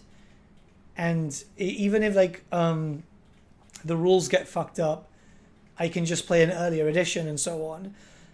With this game, if they decide to do like they did with Three Kingdoms and just abandon it with problems, you know, it's just lost. Yeah. That's a good point. I didn't think of that. The other stuff can always look nice on your shelf too. Yeah. Not to mention still being replayed later. Yeah, that's a good point. Yeah, as I would wondered that, like when I first started looking at the miniatures, I was like, holy cow, this costs a lot. Like there was a big jump to go get some of that stuff, but at the same time, now it's not so bad. Like I've got the paints, you know, you got a lot of the brush. Like it's not so bad. Like kind of once you get past that first hump of like getting into some of the things, but yeah, that the pricing, I don't know, maybe wonder whether Warhammer folks what they would think about the pricing in the game versus others, and I wonder if there's a different feeling there or not. But to your point, that makes sense. Like I mean, it is a game. In the end, it's digital. It's not physical. It's not something you keep on your shelf. It's only as good for as long as it'll run. That's function. right, yeah. I mean, a lot of us, I know a lot of Warhammer fans didn't really care too much, but it was like, I'm still not buying it because it's still not good enough. If you're going to make me buy this, it's you have to give me a reason. When it comes to the tabletop, when they release a shiny new box of, like, say, Space Marines, usually they've got pretty tasty rules, which means, oh, I'm incentivized to buy this because it's got this, you know? Yeah. I know it's kind of in this thread we're talking about. Do you mind, like, if I kind of flip it? I want to ask you a question just out of curiosity. Yeah, sure. Like, so for someone who absolutely loves the old Warhammer fantasy and tabletop and all that kind of stuff, I saw it from the flip side, where the only way I knew Warhammer was in the game and animated, and then I saw the tabletop. And I'm curious, like, what was that like, going from seeing your models and kind of imagining in your head what these things look like when they clash and fight with each other and spells going and all this stuff? Like, did that live up to what you would hope, or was it like, do you think it's still short in your mind? Like, I'm curious what that's like for someone who was a huge fan. I always wanted a Warhammer Total War game since I was a little kid, because my first Total War game was Rome 1, right? And I always wanted it. I was like, oh, this is cool, but I'm not really that into history. How cool would it be if we had this for Warhammer? So when it eventually got announced, and there was the soft announce in 2012, which was them just saying that there was an agreement of license, I was like, this could be cool. And when I played it the first time, right, so when launch came in, because I wasn't a content creator then, I was like, God damn, this is everything I could have wanted. I just want more now, you know? Because the Warhammer Fantasy fans, like myself, were already starved, you know? Even though the end times hasn't properly happened, it like linked up at that point, you know? We were not getting attention compared to like 40k. So for me, this was like, oh, finally, you know, something quite big. And we got to the point of the more that was being released, the more I was getting my childhood as a video game, which for me was absolutely amazing. It brought me back, because after the end times happened, I took a break from the tabletop. I took a break from Warhammer Fantasy in general. This game brought me back. This game brought me back to the hobby. I've painted thousands of miniatures since this game is released. So it's got a real soft spot for my heart, which is why I get so angry when the CA fuck up, because this is so important to me, you know? I feel like... Not all anger is a bad thing. Like, that's something that you have to, I think CA is going to have to take into mind. Like, this anger isn't necessarily a bad thing. Like, a lot of times the anger is, you know, you driving something you love in a direction you want it. it's something that when it comes to CA with that, they do have very thin skin, which we've seen with a certain content creator. They've kind of kicked him out twice already, or 3 times. I'm not too sure at this point. Which, to be honest, he acknowledged, like, this is obviously legend. He acknowledged the first time it was his fault, and he strove to get ready and get better for not only his channel but himself. This second time, I don't agree with personally. Of like, they shouldn't have kicked him out because he's angry. But like, there are reasons for people to be angry with these things because people love this game, right? People are emotionally attached to it. It's not just because it's their job too. Like, I don't really care about this being like a job for me. I care about it because I've been playing Warhammer since I was 4 years old, man. That's 27 years, right? Like, I am emotionally invested. I've got chaos tattoos, It's just, this green screen isn't too good for this, because I use the Discord green screen, and you see the chaos star, I've got Warhammer tattoos. I live and breathe for this. My room is full of miniatures. I've got 3 display cases with close to like 4,000 miniatures in display, and it is something that I think CA need to, like you said, realize that sometimes people get angry out of passion, which is important, right? It is important. If you can't get angry about something, you don't really care about it, right? Yeah, exactly. It's hard to get angry at a lot of stuff if you don't have anything invested in it, because then you're just like, whatever. It doesn't bother me. Like, it's not important. Exactly. But I don't know. I think time will tell. Hopefully they don't, fingers crossed, prayers, knock on wood. Yep. Hopefully it doesn't get any worse, because it's not been a good time for all of us, not just creators but fans. I'm imagining devs too. They must not be happy about the situation. It sucks. Yeah, I don't think they can buy it back over the short term either. Like, it's going to take dedication on their part. Like, it is not going to... You're not going to fix it with a lower price DLC at this point.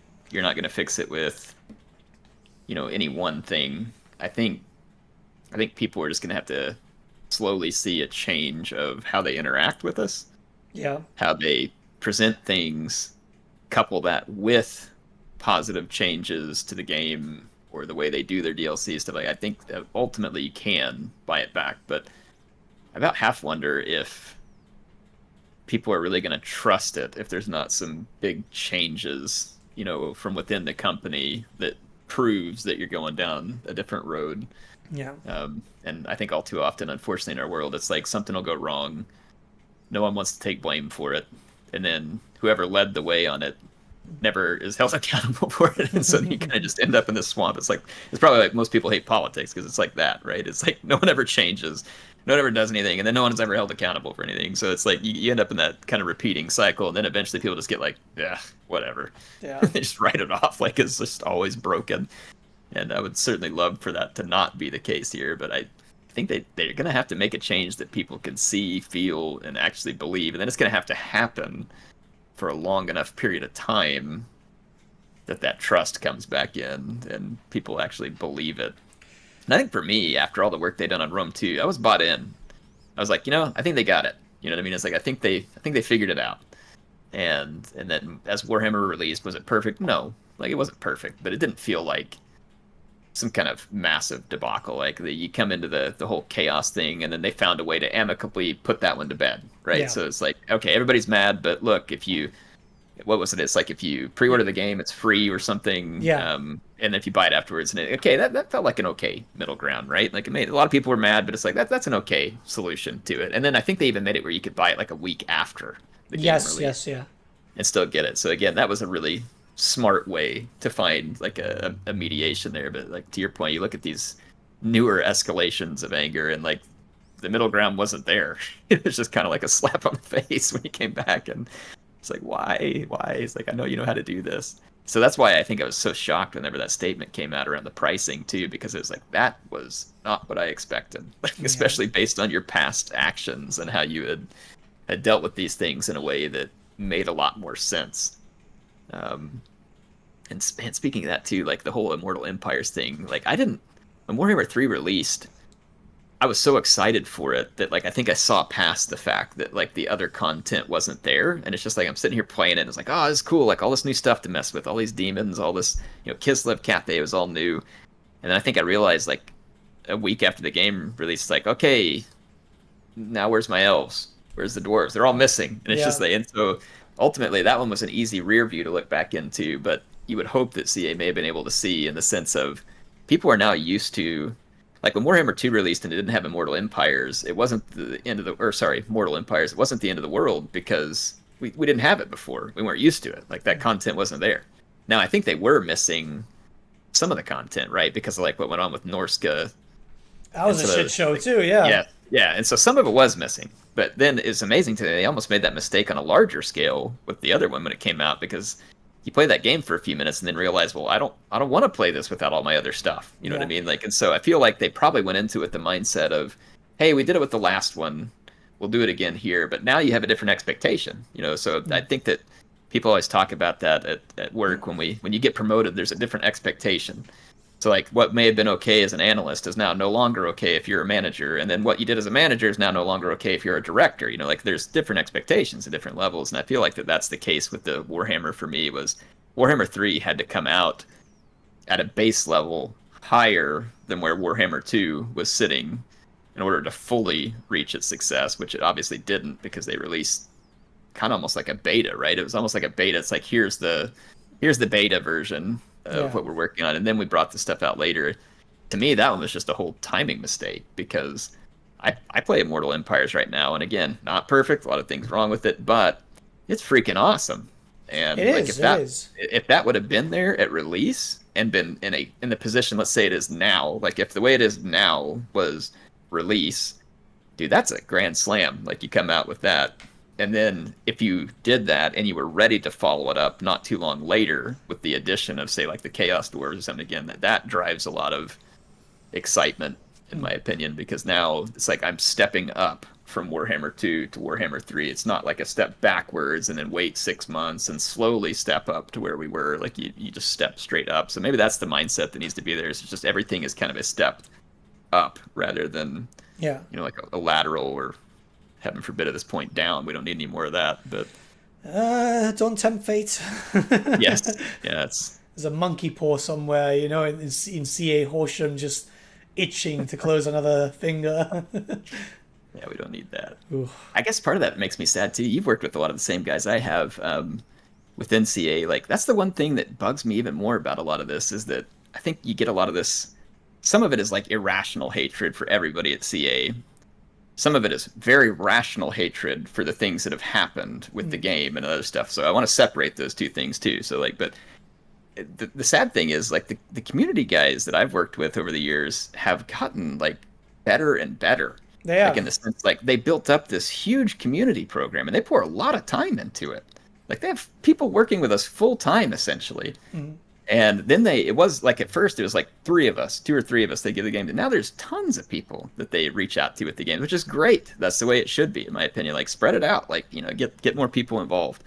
So that has been really exciting. I guess that's part of what makes this all the more painful, is because I see the effort that some of their people put in, and that effort is not reflected in what happens at the larger level with these releases in the company. It's unfortunate. Yeah. Because like there are definitely people there who are putting in fantastic effort, and I hate seeing that it doesn't land the way it should with some of that stuff. But I guess that's life. That's reality.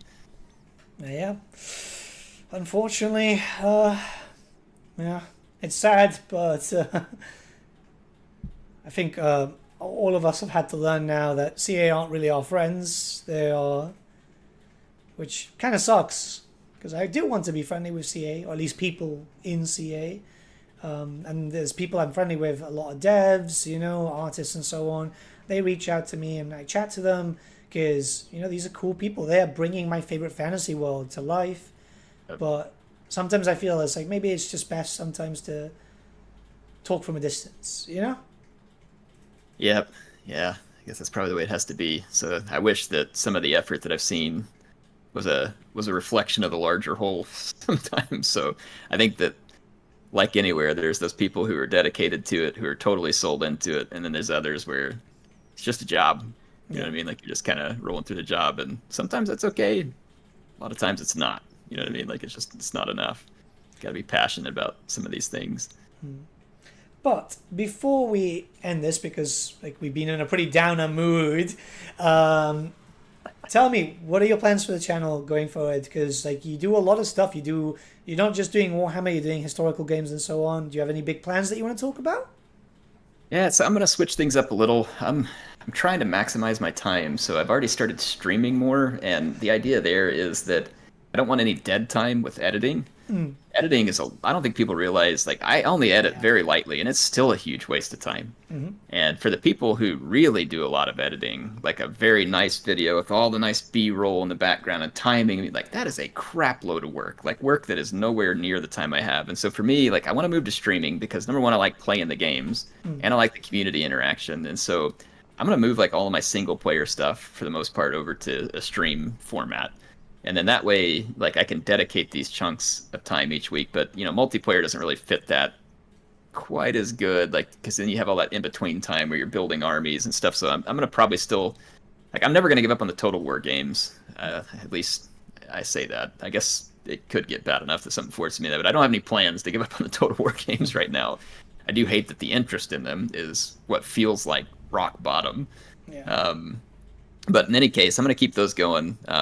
Do the replay, you know, battle type format. But I'm gonna try a lot of new games. Like I feel like that for a long time I've poured all my effort into Total War, and I'm not upset about that. Like it's been a great place to be, but that just doesn't feel like what I want to do right now. Because Yeah. as much as I hate to admit it, like I want to think, oh, there's not a problem. It's not that bad. There is, and the reason I know it is because I'm not excited about Total War right now. I'm just not. Like it sucks to admit it. I don't like to say it. I'm not happy about it, but it is what it is. Like I'm not excited about Total War at the moment. Mm, And so I do want to cover some more games, stuff that is exciting. However, again, that said, I'm not giving up on it, you know, or like putting it all aside or something like that. That's not something that's in the cards right now. But I want to make sure that I spend some time looking at stuff that I may be excited about. So like I'm really excited about this new Age of Sigmar game that's coming up, Realms of Ruin. I haven't got to see it yet. I've They gave played me it a a few key, but I times. It's just didn't get good. a chance to try it. So I want to try that one. I've been getting into Star Trek Infinite from Paradox, a little one, but it's just kind of been fun on the side. And then there's some others, the Lord of the Rings game. I want to go give that one a try. So I'm going to probably do stuff like that. Like I'm going to try and rotate more games in. I may not stick on them in a dedicated fashion like I have games in the past, but it's just like, hey, let's rotate through and let's look for some cool stuff that people can, you know, be excited about. And sometimes whenever you're mad at something, the best thing you can do is like step away for a while and just Yeah. like go do something else, you know, like give it some time, let things simmer down. So I kind of feel like that's the way I'm approaching the channel content coming up, is allowing for some of that. Yeah, that sounds very, very fair, honestly. And the most important thing is it's allowing you to have some fun, right? Yep. That's Yep, what everyone definitely. wants at the end of the day. Yeah, I'll keep doing it as long as I can do it. Um, That's great. but yeah, I'd hate to ever see the channel die. I don't know if I ever decided that I couldn't do it anymore. I'd almost like to just find someone who could just take it over, just pass it off, and like, you know, see if you can keep something going. But I Well, you probably got should have kids, don't partnered. you? Yeah, yeah, there you go. I've got someone in training. They got about, I don't know, 5 or 6 more years at least before one of them could be there. How old will YouTube let you do that stuff before you're 18? You have to be 13, but Okay. like there's loads of kids channels with people opening toys and stuff, so there must be some sort of like earlier Yeah. thing. Oh, they're always asking me about it, and you know, it's funny that my boys have saw me playing Warhammer, and they think it's hilarious, obviously, with some of the monsters and other stuff going on. So they like it whenever I'm dropping big spells on people and all that kind of stuff. But yeah, so they might be into it one day. We'll see. Their computer game and other experience right now mostly consists of Minecraft and Mario Kart and like all the other stuff you'd expect. But they're Yeah. turning into young gamers, so we'll see. Maybe That's one day. cool. That's very, very cool. But yeah, dude, thank you so much for the chance to be able to speak to you for this series, because it's great to be able to get Total War content creators together and just shoot the shit, you know? Yep, I've really, it really is enjoyed nice. this, man. I've really, really enjoyed this. Yeah, for me it's exciting because whenever I started this a long time ago, I was one of few, and I think it's amazing. Like in my mind, my channel is kind of probably more in its downhill years because I'm getting older, which is fine. Like it's not something that upsets me. What makes me excited is seeing folks like yourself and all the others who have come in and built this like epically large, community around Total War, which I think that's really neat. Like I never would have imagined that, and it's something that I guess I would like to say, like, I hope that I was a part of in some way, at least, like, in helping other people realize, like, hey, this would be fun. I want to get into this. Like, I want to try that. And so, to me, that's always been the most gratifying part of being a content creator all these years is hearing people say, like, hey, you helped me, like, see that this stuff was fun or something I wanted to do. And then other people started making videos. Like, I like that. Like, so I hope it continues to grow. And so, like I said, I'm happy to see folks like you who have come in and you kind of came from a different community in a way, right? The total, like the Warhammer side, but still, like it all comes together, and like that's what I like. There's flavor all over it, right? And so I can only do the type of content that I can do, and so I think it's neat that there's folks that have these niches of their own and have brought all this different load of content to Total War. It's awesome, like that. So I hope it continues to go. Let's hope. Let's hope. Because I feel like if they can sort their shit out, we'll be good. It will be good for years to come. Let's just hope they can sort it out. Yeah, indeed. But yeah, thanks for having me. It's been a pleasure. Awesome. And with all that being said, guys, thank you so much for watching. I'll see you all again very, very soon. Have a good day.